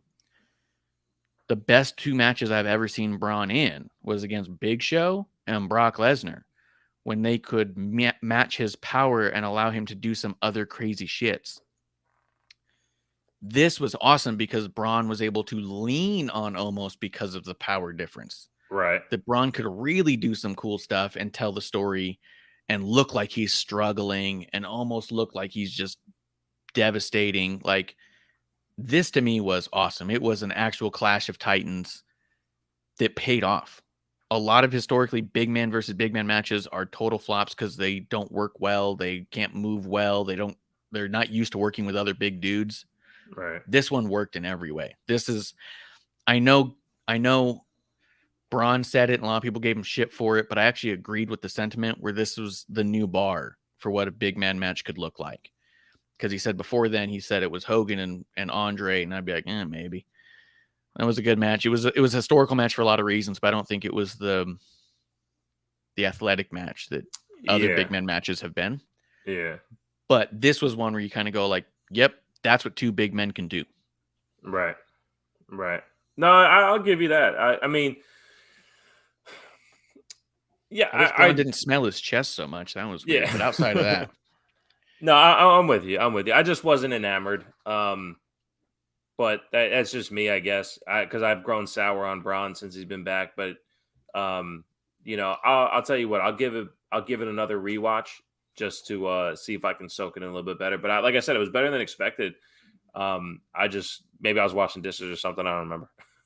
I do think a lot of people went into this match going, okay, this is going to be terrible, and we're looking for reasons to find it terrible, as opposed to going like, all right, I'm not expecting much out of this match, and just taking it in for what they're actually seeing. I think a lot of people were pretty prejudiced to this coming into it, and I think that reflected in a lot of the reviews I heard people giving it. I was like, well, I didn't think it was going to be much, and it sure wasn't. And you're like, well, you didn't fucking give it a try and didn't watch it, like is how I feel like. Right. Because I was kind of like, let's see what they can do. And when I was watching, I was like, oh, shit. Usos versus the Brawling Brutes. Just awesome because they're all great. I don't know what to tell you. It was, the Brawling Brutes themselves. I think I said this about the Extreme Rules match, that Ridge Holland has come such a long way. And I mean, working with Imperium, of course, right? But I mean, this is what the Usos do, man. They just have great fucking tag team matches, and if you can't get there, they'll get you there. But I thought they all carried their weight. I thought it was fantastic. What do you think about the story they're building with them in the New Day? They had the promo on SmackDown. They had the promo on Raw. So when SmackDown happened, of course, I checked the old Twitter machine, and oh my god, New Day and the Usos and all that fucking promo on Monday. If you're not ready for New Day and the Usos again, then you're missing something inside your system. Yeah, they are fucking amazing. They know how to let you know what wrestling means to wrestlers. Yep. How important even the rivalry with them is. How important the wrestling business is to them as individuals. Xavier Woods fucking putting out the fact that even to this day, he has insecurities about being in the company, even after what they've done as a New Day and how important the record is to them. It is fucking amazing. Yeah. Amazing. Yeah, absolutely fantastic. And I think it's been really smart to keep them apart for a long time, because I do think that there was a while where they seemed like the only two tag teams in the whole company. And I think it's been really smart to keep them away. But I also think that as they're getting this close to breaking that record, that there's only you have to face the New Day, because you either are going to be handed the torch, or the New Day is going to carry that legacy, right? Like, and then they could even win it back a little bit later, and it's like, all right, well, maybe you'll get the total number of days, but not the length of days. And you know how they pull that stuff all the time. Right. Well, I'd say, to your point, the story they told a couple years ago, which was fucking amazing. They went from pre-show to main show, and they easily could have main evented the way that they did their shit a couple years ago. Yep. That was about who's the best tag team right now. Yes. This story that they're telling is which team is wrestling more important to, because they immediately brought up the lineage. Yeah. And the Usos are, this is how we stand out from our lineage, by showing them that we're not Rikishi, we're not Umaga, we're not Yokozuna, we're not Roman Reigns, we're not The Rock, we're the fucking Usos. And the Usos are not the best tag team in the family, we're the best tag team in the wrestling industry. And in order to be the best tag team in the wrestling industry, this record is ours. And the New Day is like, no, we are the best tag team of all time. We are the best tag team in the wrestling industry, because that record is ours. That's the poetry they're telling. Yeah. And I'm here for it. I love the Usos even saying, like, you only got Kofi Mania because we gave it to you. We would have stomped you then too. It's kind of like, because they did it. They did. I remember that. They were in the ring and they go, nah, this is your moment. And they walked out. Yeah. Yes. Yeah. Yep. Yeah. It was amazing. And it was an emotional moment. And it was great. I also like, absolutely, because in that moment, it was a babyface thing to do. But as they're heels now, they reflect on it in a heelish way, right? Oh, yeah. Look, if we didn't, like, we did that because we would have destroyed you. Right. And you're like, whoa. Right. You know, so like, we wanted to give you that moment. And so we gifted you that moment because we were ready to take it away from you. And we're better than you when we would have. You wouldn't have stood a chance. Yep. We took pity on you. You're kind of like, oh, shit. Like, that was, you know, to give it that twist in hindsight was like, shit, maybe it wasn't that babyface. You gotta be an asshole about it. Yeah, it's awesome. It's awesome. I'm loving it. Bianca versus Bayley. Yeah. Was this their best match yet? Yeah. They just keep finding a way to be better every time that they do anything. I feel like Bayley is a kid in a candy shop when she gets to wrestle with Bianca, because there's just no limitations and nothing off the table. Except for winning. All right, that's it. I'm gonna cut you out. Oh, wrong one. That was the opposite. Whoa, this isn't. All right, episode 1. Episode 1. Cheers. But yeah, I just think that Bayley's so good at laying out this stuff. She's also so good that as much as she's going to support people endlessly and say they're the best in the world, this is the best in the world, no one's better than this person, and keep saying that about everybody, she damn well knows who's got limitations and where, but she also knows how to work around them. I think when she gets to Bianca, she's all like, oh, there's no cracks here. Like, let's just go out and do crazy cool shit. I saw a lot of people give a lot of shit to the finish.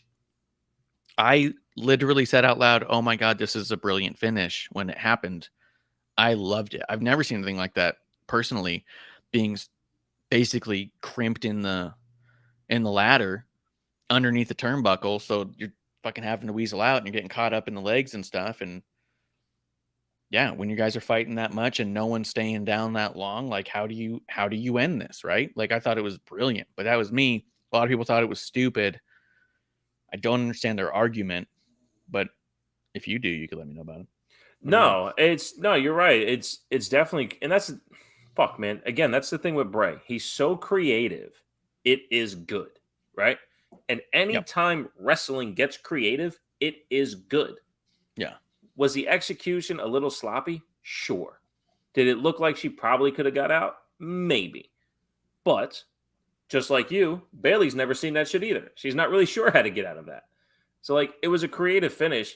I have Bianca exhaustion. Mm-hmm. And Bayley's not stupid.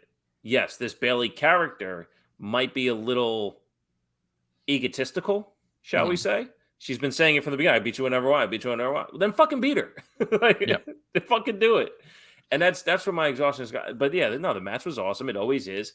And to your point, Bayley, Kid and Candy Store. Is Bianca learning anything? Is Bianca going to take what she's learning from Bayley and take it and make it to the next step? Because I said this leading into Royal Rumble when Bianca won. She worked with Bayley heading all the way to Royal Rumble. She didn't come out of Royal Rumble wrestling any better after meeting up with Bayley for all those matches.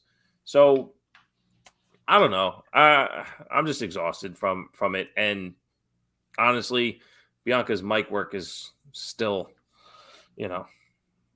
but she's a star. She sounds a little rehearsed at times for sure, but she does sound natural in a lot of ways. I think what I find so like almost fascinating about Bianca is her fight towards a title is always incredible. When she wins a championship, it feels like such a big moment. And then everything after that feels static. It's like, and then she had the title for a while. Like, I don't know what it is about, like, because I feel like there's a lot of other champions where it's like, oh, and this championship reign was great. It had this match, it had that match, it had this. It was, oh, and they were fighting for this, that, and the other. But it really feels like once Bianca gets the title, it is super important, and then at the same time doesn't matter anymore. And it's just weird. It's just like a status thing where it's like, yep, I'm just kind of the champion now. And I don't know what it is. I don't know what the disconnect is, but I feel it for sure. It's like, oh, here comes Bianca as the champ. Yeah. And it doesn't feel that important. Not nearly as important as her victory was or her chase was. Like when she doesn't have the title and she's out there every week trying to fight for her chance to get it, you're like right behind her. You're like, fuck yeah, do it. Right. Get it. You're the best. And then she wins it. And you're like, this is amazing. What a powerful moment. I want trading cards of this. Let's put those 8x10s up, get some signatures. You know what I mean? Like it feels massive. And then everything until she loses the title is kind of like, well, I guess we had time to kill, right? Right. It's weird. Right. There's such a disconnect with her as a champion. And I don't think it's as simple as what Becky's always said was was a hero in the chase and a villain in the victory. I don't think it's as simple as that, to be honest, but that's probably a big part of it. Now you're just holding down the rest of the division in some way, right? Yeah. Well, that's the art form of Becky that we're used to is, I mean, we care about Liv because of it. We care about Bianca because of it, because of the Becky rub as Becky as champ. And that's, again, the disconnect with Liv as champ. What was she doing for opponents? Well, it was just Ronda anyway. Right. So I don't know. I don't know, man. But Becky and Bayley both felt super important as champs, and somehow Bianca does not feel as important as a champion as the rest. Right. But she doesn't feel like she shouldn't be a champion. Correct. Like when she wins, it's important because you're like, goddamn right, she's the champion. Like I don't see a difference between Bianca and Liv without the title right now. The crowd will love them both when they come out. They will enjoy what they see, and they will cheer them on the way out. Yeah. I don't think you're going to yearn for either one of them to be champion, but I do think Bianca plays, like you said, the rise of the champion incredibly well. Yeah. Yeah. So. Let's do this. The Roman Reigns versus Logan Paul main event. Crown Jewel. Bejeweled. Was this match any good? Or saw it was on YouTube, I think. I think he live streamed a thing. I saw people complain that he was live streaming the frog splash, and I was like, but that's why you brought him in, I thought. Right. Like, this is what he does, and it's also why he lost. And someone was all like, but it made him look kind of dumb. Yeah. Yeah. Of course. It was supposed to, and it cost him the match. Because he's kind of dumb in this particular world. He's not on the same level as Roman, who's taking it all very seriously. But it also lent to, well, if Logan Paul was perhaps a little more seasoned in the ring, he might have won. If he wasn't so concerned about being flashy and getting trending and doing all that shit, if he took it seriously and hunkered down, he was really close a couple of times. You know what I mean? I do. So I thought it was really well done. I think this is another instance where, for the video version of this podcast, can look and just read and say that I was correct again.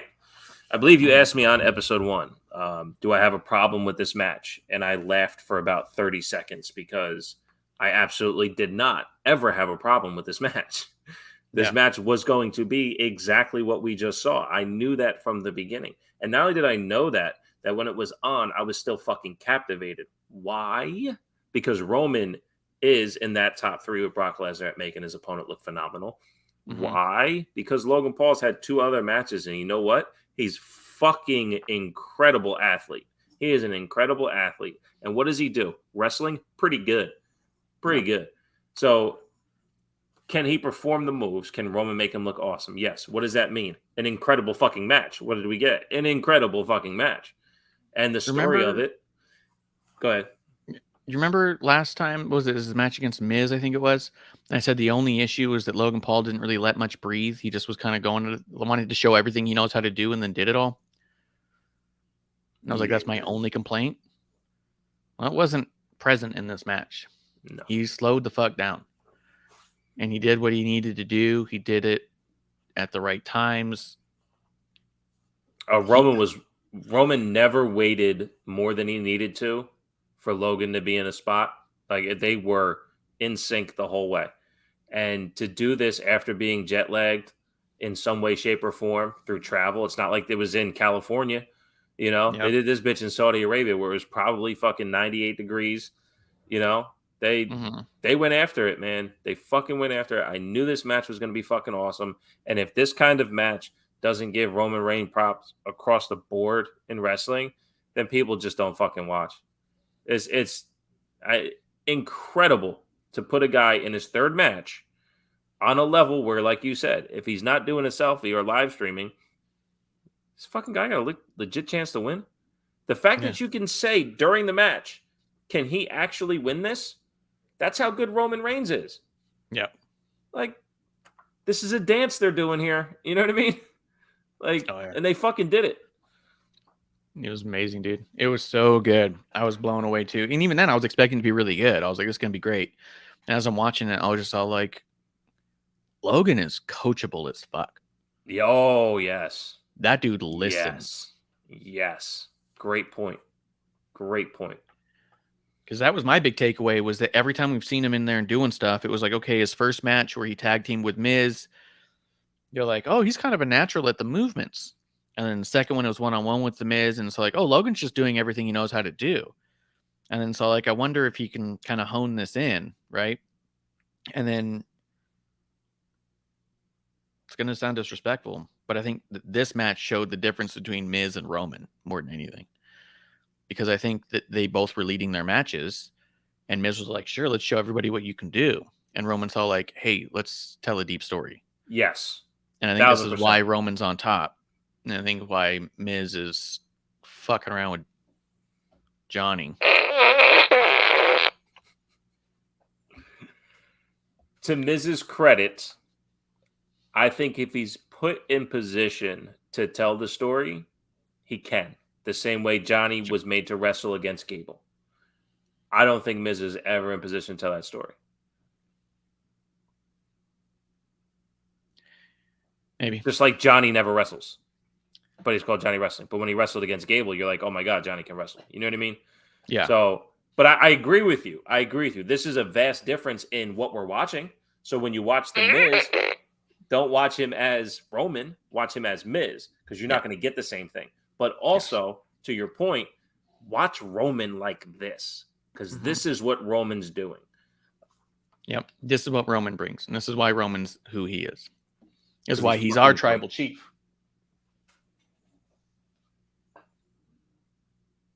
We the ones. Because Johnny's the twos. Hell yeah. So I don't know. The secret of this fart gun is it's a randomized fart noise. Right. And just always so magically is like the perfect short or long fart at the right times. It's just amazing. It's intuitive. It understands what you need. It is. And some could argue there's no imperfect fart. And I see that. But some farts are more perfect than others. That's just the fact of the matter. Can't argue science. No. I liked Crown Jewel being on in the middle of the day. People were complaining. I'm just going to say it. I loved it. Why do people complain about everything? Fucking annoying. Anything they can think of, dude. My favorite and worst part about the premium live events is that you can watch them whenever you want. Yep. It's like, so even I missed the first 30 minutes of Crown Jewel because I went grocery shopping. So then I watched the entire thing, and then I had to wait like 2 hours afterwards to watch the other 30 minutes. And you know what? I did. So I saw the whole show. Like, it wasn't that hard. Should I have complained? I don't understand. The other deal is you actually didn't have to, the way that it works, right? So, because our power went out. We heard a loud boom, boom, boom. Floor kind of shook, and then all the power went out. And we're like, this is an interesting turn of events. We're under attack. Fast forward about 2 hours, 2.5 hours later, power's back on. I go over, the show is over, but it still shows live. It's not showing the replay. If you go to the live thing, you could just backtrack it to the last match you saw. And we did that. I just went over to it. Boom. Here's where we left off. Perfect. Keep it going. Let's play it through. And we did. It was great. So let's get a little Raw. Did see that they did announce that Raw 30 is going to be coming out, and they used the Raw's War logo, but put XXX, and people thought that was very offensive and dirty? I don't care. Care what their fucking comments are, man. Just it's so easy to laugh at Twitter all the time because you see it and you're like, "That's fucking what a way to feel of all of your options." Right. Like, I tell you that the Bray Wyatt thing really got under my skin of people trying to predict and guess and all this shit, and the over analyzing of fucking everything is like, you know what? Maybe it is time for me to come back consistently and talk about this shit, because people just say the dumbest shit over the dumbest shit, like 3 X's on a logo, as if they've never seen a Super Bowl logo before. Yeah. Now, when Super Bowl 30 happened, was it heavily pornographic? It was exclusively pornographic. No. And I imagine there was a lot of balls on 11 dudes with juggling each other's balls. Yes. And I believe there was a few interceptions. So when one had the ball, the other one took the ball away. Took someone else's ball, huh? Yeah. Ugh. Yeah. Gross. Yep. Who came away the winner? I believe it was the Cowboys. Cowboy style. Gotcha. Yeah, Cowboy style. Yep. And they beat the Steelers. So the Cowboys over the Steelers in a battle of balls. All right. Yes. So I guess time will tell what happens in Raw is porn. Yes. A I'm gonna just hit a couple of questions as far as Raw went, as we get Raw here at the end. It's not quite Tuesday. Wait, is it Tuesday? It's Wednesday. It's not Tuesday, so Justin is out of luck on that one. Yeah. The opening segment. Can we call it came yesterday instead of come Tuesday? Can we call it came yesterday? Came yesterday with Justin for sure. I know that. Like, there's no doubt. The opening segment with the Usos and Solo, I did think it was interesting. They mentioned on commentary that they supposedly Bloodline had not talked to Sami since Friday, and I thought that was interesting. Note. We'll see what happens with it. He could have been here, and I know they kind of had some words on Friday that weren't part of the story they've been telling. Yes, but they also made a T-shirt based off of the words used on Friday. That was a Bloodline shirt, so it makes me think that they can't be all that mad at each other. Right. So, I do have a question for you though here, because we did talk earlier about Usos and New Day and this back and forth and this promo and this amazing this segment. We're talking all this shit, and then out of nowhere in this impassioned speech on both sides, telling what it meant to them and how you talked about how much this means to them, Matt Riddle comes out to make a bunch of weed jokes. Yeah. I've said it before. I understand people love stoner humor, and I get that. And I totally get why people think that Matt Riddle is funny. I felt like even if you appreciate Matt Riddle's humor, which I do not, this felt way out of place. He had no business coming out. He had no context. And even everything he was saying sounded like a ripoff of something else somebody said. And it felt really out of place and unnecessary and super forced to get to a New Day and Riddle against Usos and Solo match, which I didn't feel like I needed. You know what I mean? Like, I feel like that for whatever reason, Sami Zayn wasn't there. But I feel like if Sami Zayn was here, we would have just got New Day versus Sami and Solo. Yeah. But it was like, well, we don't have Sami, so let's not give New Day and Usos away. So let's put Riddle out there and have him make a whole bunch of shitty stoner jokes, which are probably funny to some. I think people probably went, this is so funny. Or maybe it was going to come that way. Well, no, because you're right, because Sami and Solo could have lost to the New Day, but in this way, Solo gets the one-up on Riddle. Yeah. So, but no, I'm with you, because at first when he came out and said that Elias and I are starting a band, he still didn't bring up Francesca. Like, say trombone. He didn't say trombone, right?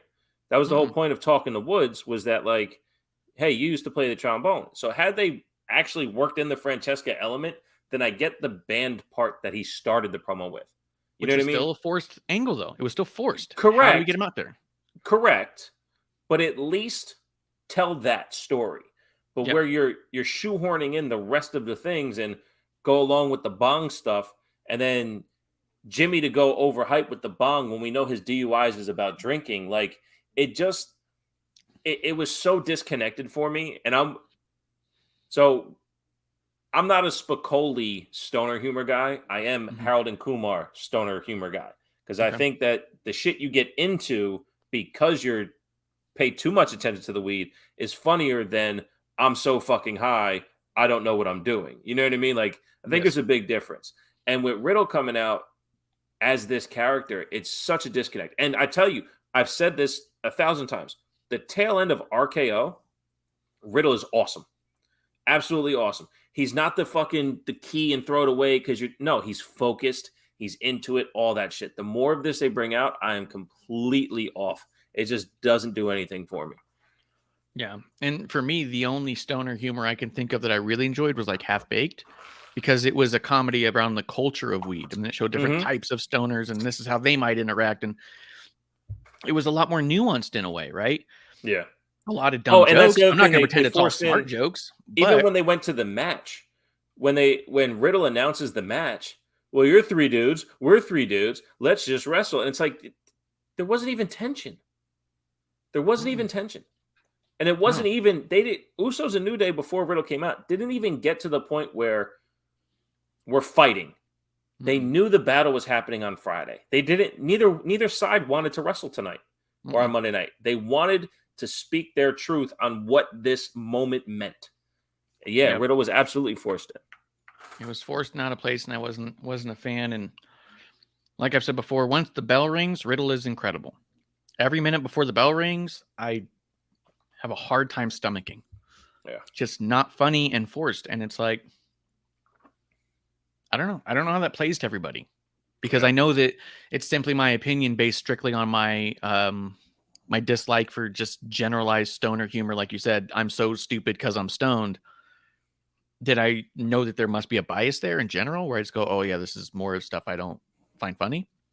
But I got to imagine that even people who like stoner stuff can't like all of this. And I also imagine there's a big chunk that likes that more than his wrestling even. So I just kind of want to have the conversation because I'm not in on it, and it seems like it's almost degrading as it goes. It's becoming less and less clever in every way and more dumb and less tongue in cheek and more on the nose. And it's like, okay.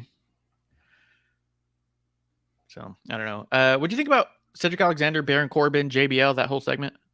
I'm losing interest in Baron Corbin, and I've been a Baron Corbin fan since the Lone Wolf in NXT. But JBL's the biggest focal point. I thought Cedric Alexander still looks phenomenal as an athlete. It'd be great to see him more often. But even I've had this problem. I think I said it on episode 1. When characters change or move companies or we get a shift, but the in-ring work looks too similar to what they were before, then what am I watching? Like, what are you giving me? You're not giving me anything. Like Roman, he went to the guillotine and he slowed himself down in the ring, and he's presenting himself as something different. Baron Corbin's not. They're just and his fucking music is like this amalgamation of what the Jackpot Corbin was about. It's not clicking, man. And I fucking love Baron Corbin as a performer, and it's not doing it. Yeah, I'm starting to feel like the attention's getting a lot more on JBL than Corbin. I understand they're trying to have JBL put over Corbin and have Corbin get some wins on TV. I also feel like Corbin is struggling too much in a lot of these matches he's meant to win. Like, how crazy would it be is instead of coming back and having these competitive matches and getting the victory because he's outsmarting the guy, if he left for several months under the tutelage of JBL and came back and won a few matches real quickly with the clothesline of death or whatever the fuck was called it. Yeah. You know what I mean? Yep. Yeah. Like just fucking just out of the gate and knock someone the fuck out and be like JBL said, like he's mastered that. And that maybe not be his new finish. It may be an additional finish that he can do. You know what I mean? And maybe he does the end of days when the lariat's not good enough. When it just doesn't do it, maybe then he gets in the end of days. Right. But establish himself as a little bit different, a little bit more vicious, do a few things that JBL did. That's what I taught him. And that's why he's been away, because I've been getting him to perfect that. And he's even better at it than I was. And you'd be like, oh, shit. Right. Right. Yeah. And not getting that, I think, is a huge disservice. Because even I was going to say this with the Riddle change of character. Mm-hmm. What audience are you going for? Like, what pocket of audience are you missing that his change back to stoner humor is that important? Mm-hmm. Right? With JBL, what audience are you trying to grasp with JBL's presence and words to gravitate towards Corbin? Because it's not our age group. Is it the age group above us that like just love JBL so much, or the age group right below us that was really watching during Ruthless Aggression that actually enjoyed JBL? You know, like what are you going for? Because the younger audience isn't going to give a fuck. Like if my kid is not going to hear JBL say Baron Corbin's so important that he's that important, you know? Yeah. So I don't understand. That's the other thing. Because to your point, the tutelage, sure. If he brings out parts of JBL, especially the clothesline from hell, that look, guys, this is what I showed him, and then you can mirror it to tape that JBL has, absolutely. But that's not what we're getting at all. Yeah. Or even a more hardcore version, right? When Bradshaw and the Acolytes and Farouk, they were doing hardcore matches together. How hardcore was he? And Baron Corbin's still not wrestling that way. He's still being his athlete. He's not being more dominant, more powerful. Yeah. Yeah, he's still being super athletic. Yeah. Yeah. What if they even had a thing where he was, tired of playing by everybody's rules, so he wants a bunch of no rules matches and just gets real fucking vicious? and does a lot of fucking gimmick matches. Trash can lids on people's backs and heads and shit. Yeah. Yeah. And then you get to a point where now he has to have a match with rules because people are like not having that shit, right? Right. Just seems like you could do so much with it. And it seems like the more and more we go, the more and more JBL becomes the most important part of this. And Baron's getting a little bit lost when I think this is meant to elevate Corbin. Yeah. He's starting to get a little bit lost in it now. And it's tough. It's tough, especially because they're not letting him talk much. You know what I mean? They're really having JBL do all the talking, which is fine. But that means something's got to be different about Corbin after JBL's done talking. And either he's got to start talking and being on par with JBL. So you go, oh shit, this guy's as good as JBL. Right. Sort of like when Roman and Paul Heyman started hanging out. Paul Heyman cut a few promos, hands the mic over. And you go, oh, why would Roman talk? And then he cuts a promo where you go, oh, because he doesn't need Heyman. Right. This addition is just accoutrement. Right. Or now, no, that was the thing with Cowboy Brock too. Because once Heyman stepped back from both of them, and then you realize how important is Roman, how important is Brock as a speaker, and they elevate each other through this promo.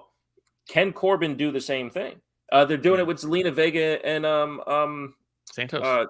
Santos, we glossed over that on SmackDown. That promo was amazing. Oh, so good. Because you're getting an essence of who everyone is because of their presentation. And I think that's getting lost with Corbin. And I love that Santos is doing this because I know that a lot of what Santos was doing with LDF and NXT was specifically to elevate Latin talent and make them look very similar to like how Hurt Business was. Make them put them in suits. Don't give them corny gimmicks. Let them be super part of their own heritage, but also don't make them look like clowns. Make them look professional. Make them look clean cut. Make them look like an example that a young kid could look at and be like, when I grow up, I want to be like that. Right. As opposed to like the Mexicools, which a lot of people did not watch and say, I want to be like that. Right. No matter how good that talent was. And that talent was amazing. Right. So or even Lucha House Party. Lucha House Party was, they were, how do we steer into luchador and make it fun as opposed to very important wrestlers? Yep. And so to see them do that, so it's a good call that you brought it back. LDF doing that on SmackDown this way. I mean, Santos feels more important than Baron Corbin does. Yes, he does. He does. And in this moment, he probably shouldn't because he's only had like one match on the main roster. But he does because of his presentation. Right. And because Zelina's handing the mic over. And you go, I know how good she is. So if she doesn't feel like she needs a stock for him. Let's see. We talked about Mia Yim.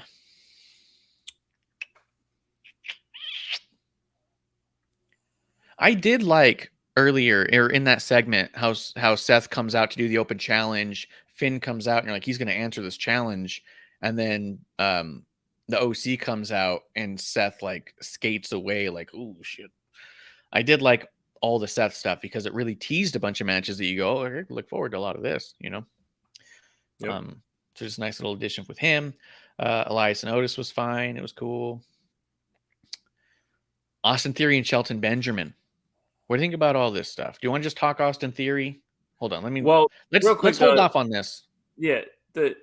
What was the point of Elias versus Otis? I don't know. It was just a fine match. Okay. I have no idea why they were fighting. It's just even just the presentation, how everything went, it just felt off. Like Elias was an afterthought, but he came back to like be a thing. You know, I don't know. It rubbed me the wrong way. Yeah. Yeah, they've completely dropped the ball on Elias right away. Okay. Ezekiel was more important than Elias, and the return of Elias was meant to be important, and it was completely overshadowed by everything they put him around. And is there a chance that this Raw is about Austin Theory, the New Day, and the OC, and everything else was kind of like, let's fill the show? Because it did seem like other things just honestly lacked importance. Either that other stuff was so important or they were trying to fill a show. Because this is coming out of Crown Jewel and stateside. So there is a chance that we do got to breathe a bit without being overly analytical on what didn't hit. Yeah. And I think that's kind of what this was. This was a little bit of a filler. I think even the idea that Riddle came out earlier mentioning Elias and all of that, and Elias was not a part of that conversation, It seems like Elias has been on the fence about even being paired with Riddle, but still continues to do it without any kind of explanation or talking. So it's there's a lot that seems to be like missing with the Elias return, Right. especially coming off of Ezekiel and Kevin Owens feeling important. Right. All right. So it's a miss. Speaking of swinging a miss, he doesn't even swing that guitar and he brings it out. You're like, what the fuck? We're gonna come back to the Austin Theory stuff. Miz and Johnny Gargano. I didn't care for any of this, although Miz won, and that was nice. It was bad, like really bad. I thought I was being too harsh on it when I was like, "This is fucking awful TV that's taking way too long." Yeah, it was really bad. Like, I found nothing redeeming about any moment of any of their stuff. And I felt like it went on way long. He's doing that stupid remote thing. And nobody cared. Nobody cared. I was watching the audience get up and walk away and come back. And there's like, because they're like, oh, this is going to go on for way too long. Yeah. Gargano gets too much TV time for not being able to carry TV time. And I don't get it. Mm-hmm. I said it before. I think Gargano is Triple H's blind spot. Honestly, I think that's the first time I've actually heard you say it that way, where he gets too much TV time without carrying the TV time. Mm-hmm. But that's literally what it is. Like when we talked about Bray Wyatt, he's so captivating. He can do that shit for 30 minutes. Oh. Like, fuck, man, that was 30 minutes. But you give Gargano 4, and it's like, fuck, man, that was only 4 minutes. There has to be... It has to grab better, and it just doesn't. And he's too flippant with the lines he throws out that he's actually getting a response when we know he's not. Like, dude, you're not getting a response. You're saying that you are, or you're showing me that you are, but you're actually not. Or you're pretending that you are. Correct. I can do that now. I can do that now on the show. I forgot. And when I get up and walk away, I can just let you talk. I can just walk away and you can still hear me. It looks black to me, though. Am I on your stream as actually being something? Oh, okay. Oh, yeah. Because I can't see me in that. Oh, you are streaming all over us. Well, I don't want to stream all over you because I can't see and it looks weird. It's not Tuesday. Plus, you're back now. I don't have to fucking carry the show. Yeah, but I could have done it in a way where people didn't know you were carrying the show. That's also true. But I did it the opposite way. No, he just fucking left and showed people I'm carrying the show. Yeah, only episode 1. You got 2 discount White Claws? Yeah, dude, I got 2 of them because they were $1. This one actually wasn't mango; it was lime. Oh, yay! Tastes like Otter Pop, man. I'm gonna grab a Zoe real quick. Yeah, carry the show. Oh yeah, let me do this. Watch this. Boom. Yeah, I felt like, they're giving him too much time. None of the stuff makes any sense or matters. It's silly for no reason. They both are overacting. So a lot of the Miz's ability to get heat is, I think, that he overacts so much that in contrast to the people who he's working with, he looks goofy and you boo him and you're like, fuck this guy. In turn, Gargano is being equally or more than as goofy, and it makes it hard for you to be all like, I kind of don't know who to boo. I feel like I should boo everybody right now, you know? Yeah, and I do think the Miz actually looks out of place. Like he's trying so hard, dude. He doesn't understand that. Like, where do I fit in? When I like. Gargano, I thought I was a silly one. Exactly. And it's like Miz is like, well, do I still do the thing? Yeah. Cheers. This is like the worst parts of Miz and Morrison. Yes, but because program. These two don't play off each other the way Miz and Morrison did, you can honestly see how Miz and Morrison kind of worked. Yep. You know? It makes me appreciate that more. Yeah, for sure. Yeah. But yeah, so that's, I mean, I'm not going to give it any more time. We're good. Yeah.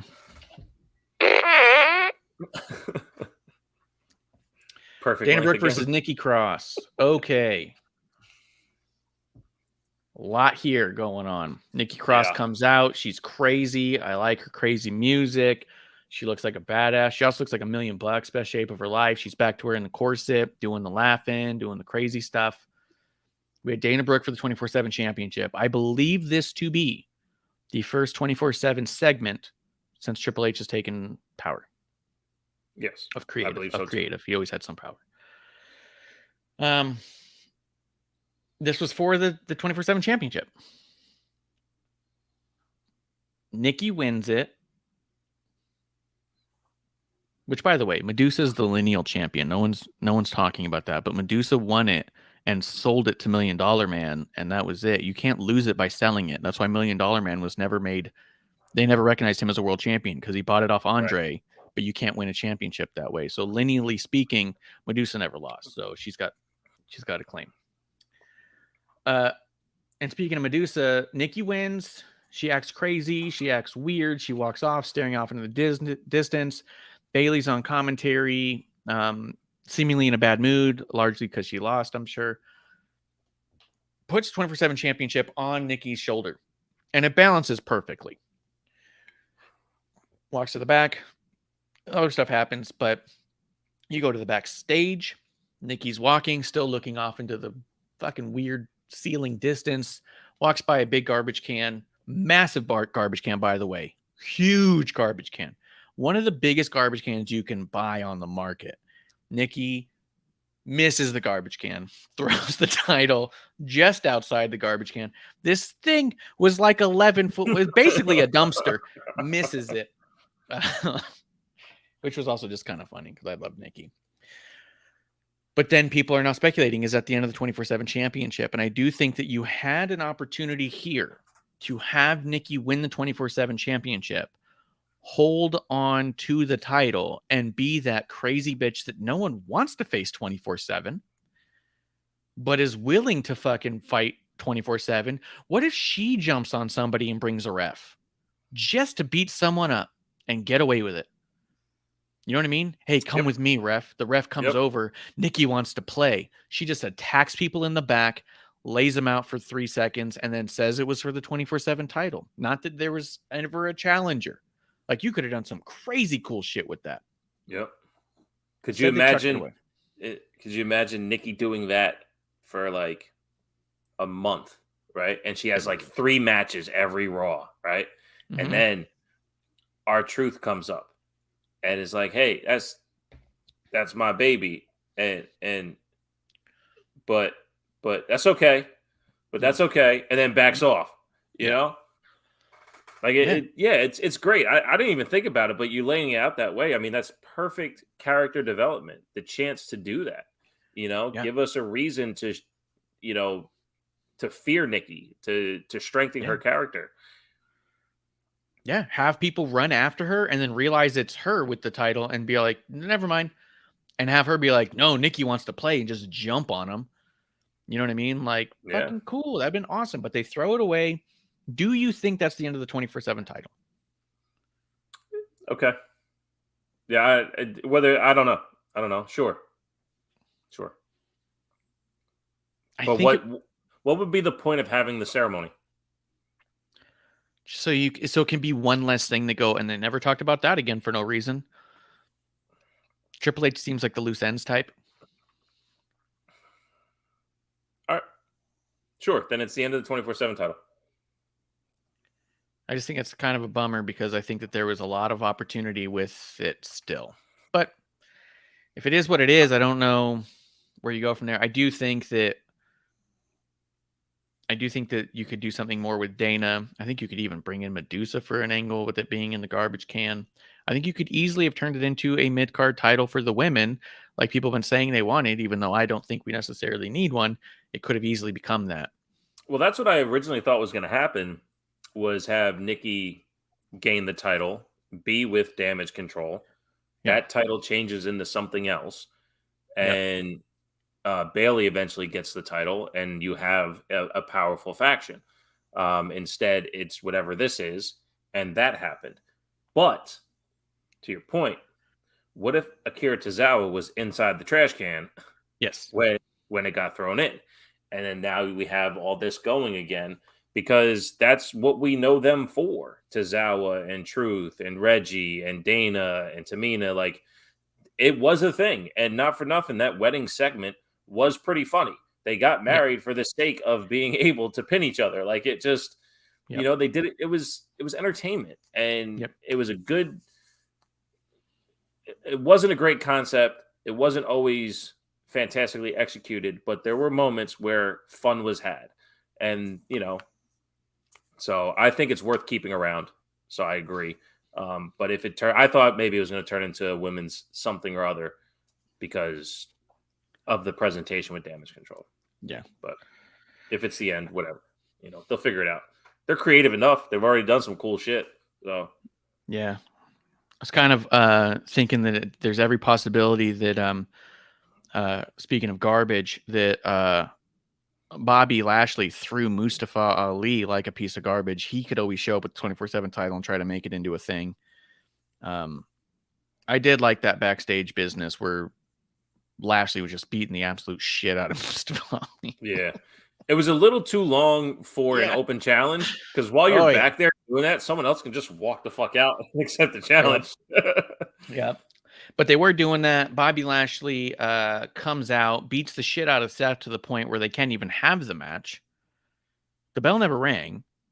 Austin Theory comes out, doesn't say, I'm here to accept the open challenge, says, I'm going to cash in my Money in the Bank contract for this open challenge that was never officially answered. Bobby Lashley comes back to beat the shit out of Austin Theory too.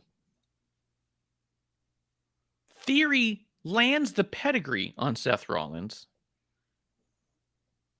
Still loses the whole match. Loses his Money in the Bank. Seth Rollins still the United States champion. Hit the A-Town down too. He hit the A-Town down. Yep. The fact that he used the pedigree, I was kind of like, oh shit. Here we go. Like, why would Triple H ever book someone to kick out of the pedigree? And then someone immediately kicked out of the pedigree and you go, oh, for fuck's sake. I've seen a lot of people back and forth on this. I still don't know how I feel about it, if I'm being honest. It's pretty shitty. It's pretty interesting. They clearly didn't want the Money in the Bank on Theory. They clearly didn't know how to cash it in successfully anyways. Their world title picture is so fucking tightly knit right now. There was no room for a Money in the Bank without failing it.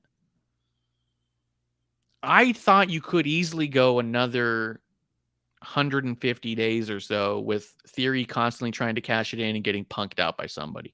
I thought there was every chance that Theory was going to come out at Crown Jewel and get decked by Jake Paul and laid out there too. Like, just constantly have him getting sucker punched by people. You know what I mean? Why not? Right. Fuck it.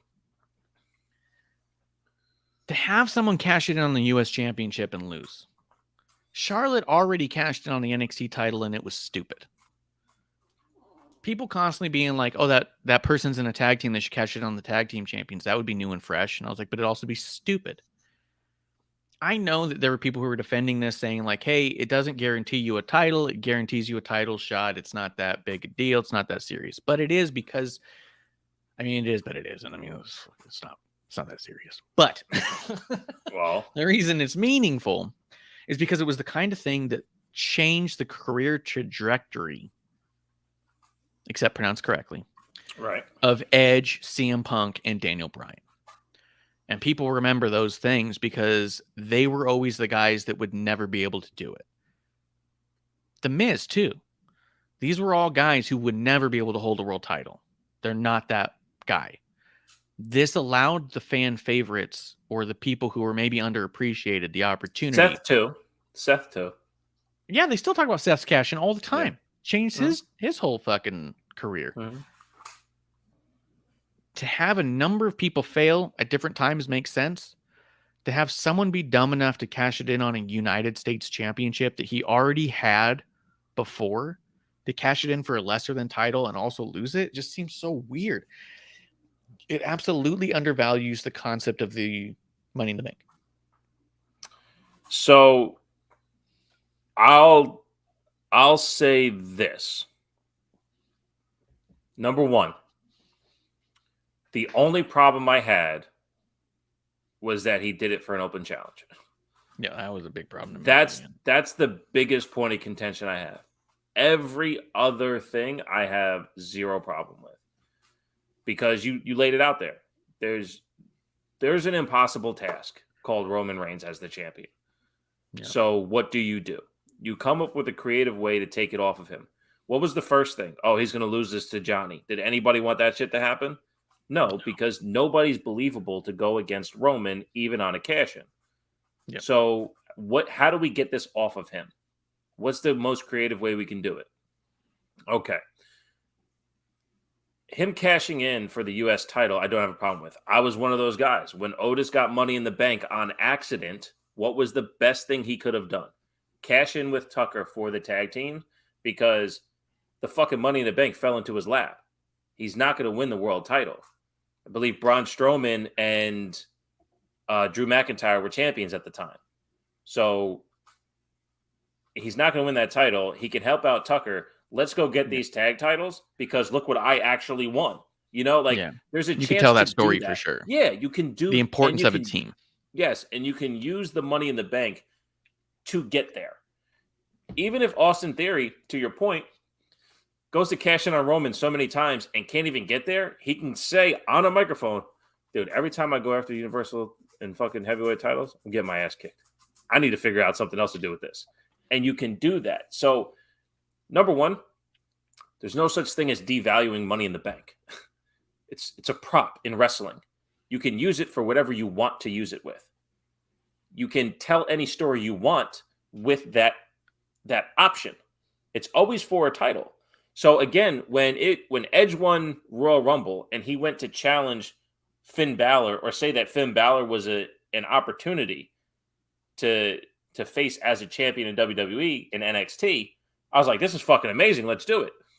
If you can tell the story correctly. So if you use Money in the Bank to tell the story on why it's important to cash in on the thing, then that's the vehicle to get you invested.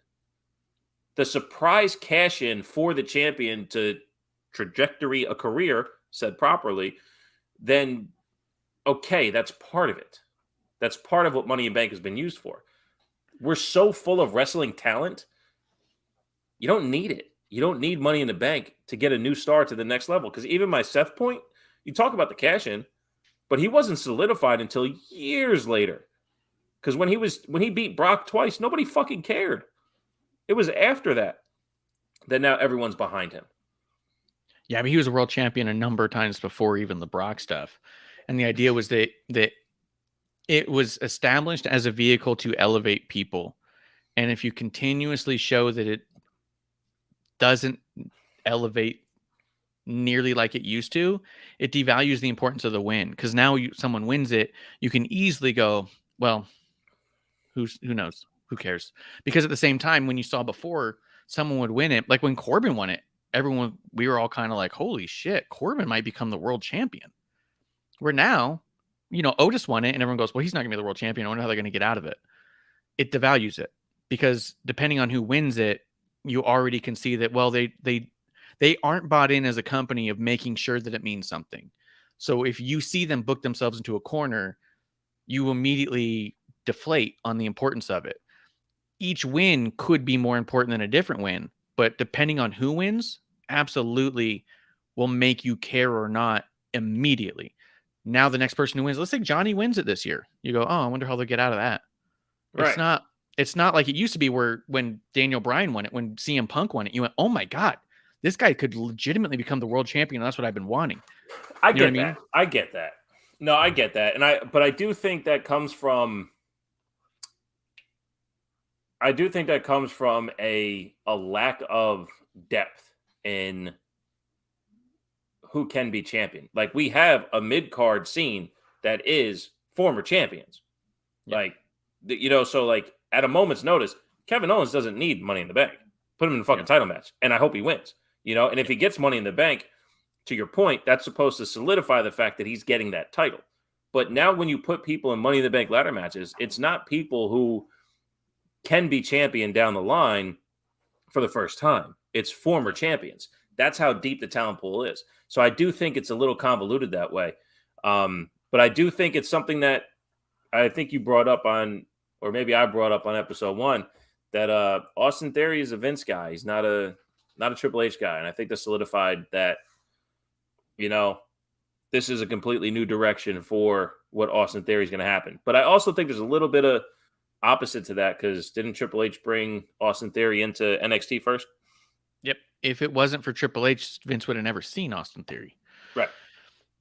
Triple H brought in Austin Theory, paired him up with Gargano to ruin him, I guess. I don't know.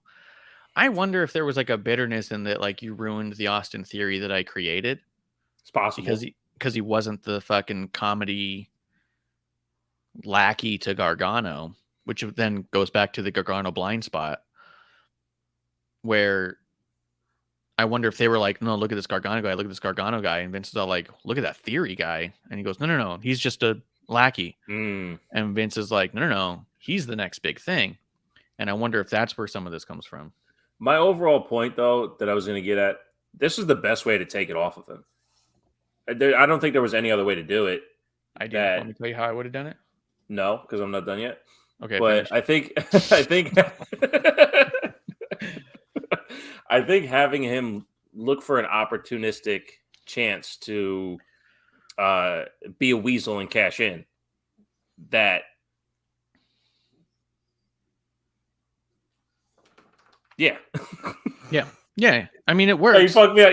No, I think. I mean, it was he found the perfect moment to do it, and failed. Mm-hmm. And it was the only moment that really presented itself where he could win, and he failed. I thought it was just a great way to get it off of him. How I would have done it is because you're going to make him look stupid either way. This way was particularly stupid because he tried to cash in on Seth and Bobby Lashley in the middle of them fighting after we just saw Bobby Lashley beat the absolute shit of Brock Lesnar. So Theory's going to look dumb either way. This is what we're doing. He looks dumb here. My way, he also would have looked dumb, but it'd been a lot more entertaining to me. I think you keep it on him for the full year and have him fail to cash it in within a year and then strip him of it. Oh, how great would it be? Yeah, the first person who never just try to enter Money in the Bank again to get 2 of them, so you get 2 opportunities. Like, no, dude, he tries to get back. He cancels out. Yeah, no, that's it. You're done. You didn't do it in time. Like, even have him try to cash in. Like, say the world title match is the first match of the Money in the Bank pay-per-view, and have him run out and be like, oh my god, it's the final seconds to do it, and fucking again, someone just knocks them out, and you're like, fuck, and then that match ends, and then a little clock pops up. That's funny. See Adam Pearce come out, grab the fucking thing, and said, we're gonna need this for later. Fucking grab it, fucking match it up, and send it up. That's funny. And then have Theory be the first person to never successfully cash it in, just based off of time, and everyone punking him out. He would have looked kind of dumb, but he would look like he was trying and kept getting fooled. Like, could have easily had him. He could have slipped on a literal banana peel on the way out to cash in the last one. You know what I mean? Yep. But that's a good one. If you're gonna make him look dumb and be funny about it. This made him look dumb and wasn't even that funny. Even people who watched it who don't like Austin Theory were all like, well, good. But no one was like cheering. You know what I mean? Right. It just seemed weird to me, man. No, I get it. I wonder what we're going to see with Theory. What a fucking whirlwind if you're Austin Theory. The past 2 years of your life? Fucking insane. Yep. 3 even, because he was called up for the WrestleMania Performance Center. That's true. And then had to do like a whole fucking, or even 4, right? Because when he came over from Evolve, like it really has just been a fucking roller coaster where he's on top, he's down, he's up, he's down, he's up, he's down, he's all over the place. I think he's had it worse than most just because of the clear yo-yo that's been his career at this point. Right. And he's like 24. He's got to be like, this is what the wrestling business like? Right. Without getting released, he's been all over the fucking place. Yeah. Fucking, you have people getting released being like, oh, you don't understand the highs and lows. And Austin Theory's like, you don't understand the highs and lows. You ever make it and then not make it, but make it, and then really not make it, but then make it again? And then like all of a sudden, I'm not fucking making it anymore. What am I doing? Yeah. What did I do wrong? Yeah, that was this week, man. I do think that a lot happened on Raw that was impactful. And I felt like last week's Raw was static. Yeah. So it was kind of nice that right after Crown Jewel, they did a whole bunch of stuff. I do think that Bobby Lashley coming out and beating the absolute shit out of Ali was a statement as well. Not against Ali, but for Bobby. We're going to have this vicious side of Bobby. And I'm so excited for it. Do you think he gets the U.S. title back? I don't know. I guess he would have to because, like you said, the world title picture seems a little tightly knit right now. Yeah.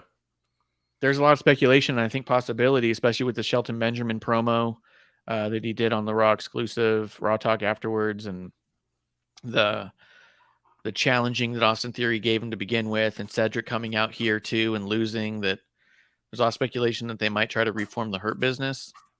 I think I'd be okay with that too. Like, I think that even though like they did their way to work themselves out of it, I think we all can forgive and move on. Yeah. I mean, to have all three of them wrestle on Monday, adjacently to each other, I think is, yeah.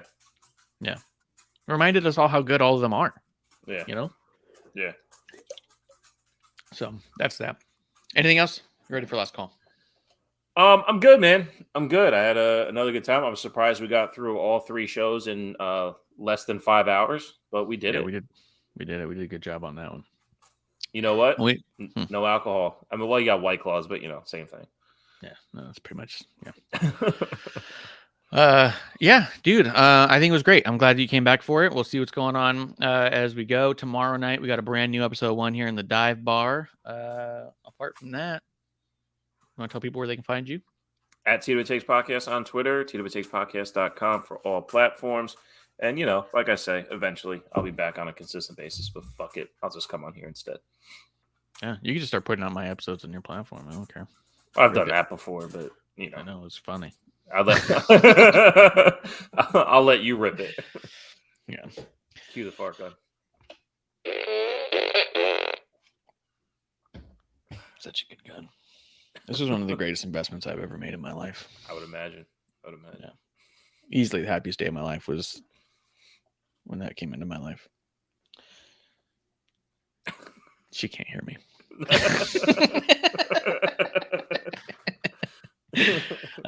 Guys, thank you for coming through, being our drinking buddy tonight. Thank you for blowing up the chat a little bit here. I'm gonna be back tomorrow night, talk AEW and NXT. I haven't even watched him yet, if I'm honest. I don't know what happened. I didn't see anybody talking about anything from it. Tonight's the new AEW, right? I don't know. I'll Google it. I'll find out. Maybe. I'll be watching The Masked Singer.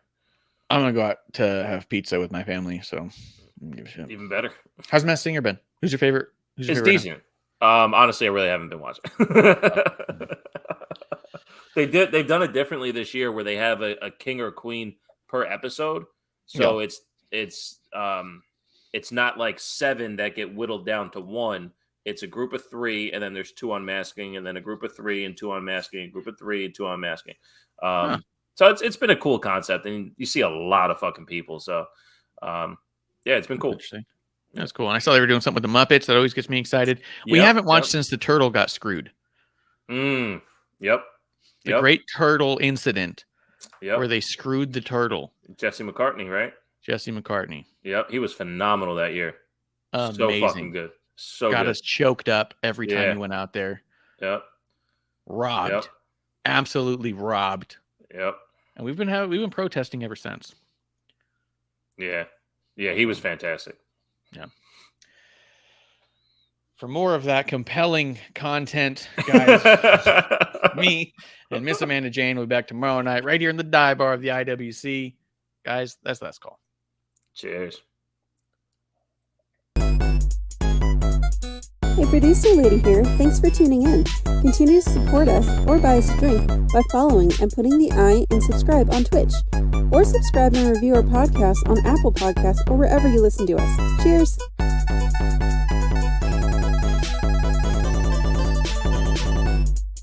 I would never have a drink with wrestling on the rocks.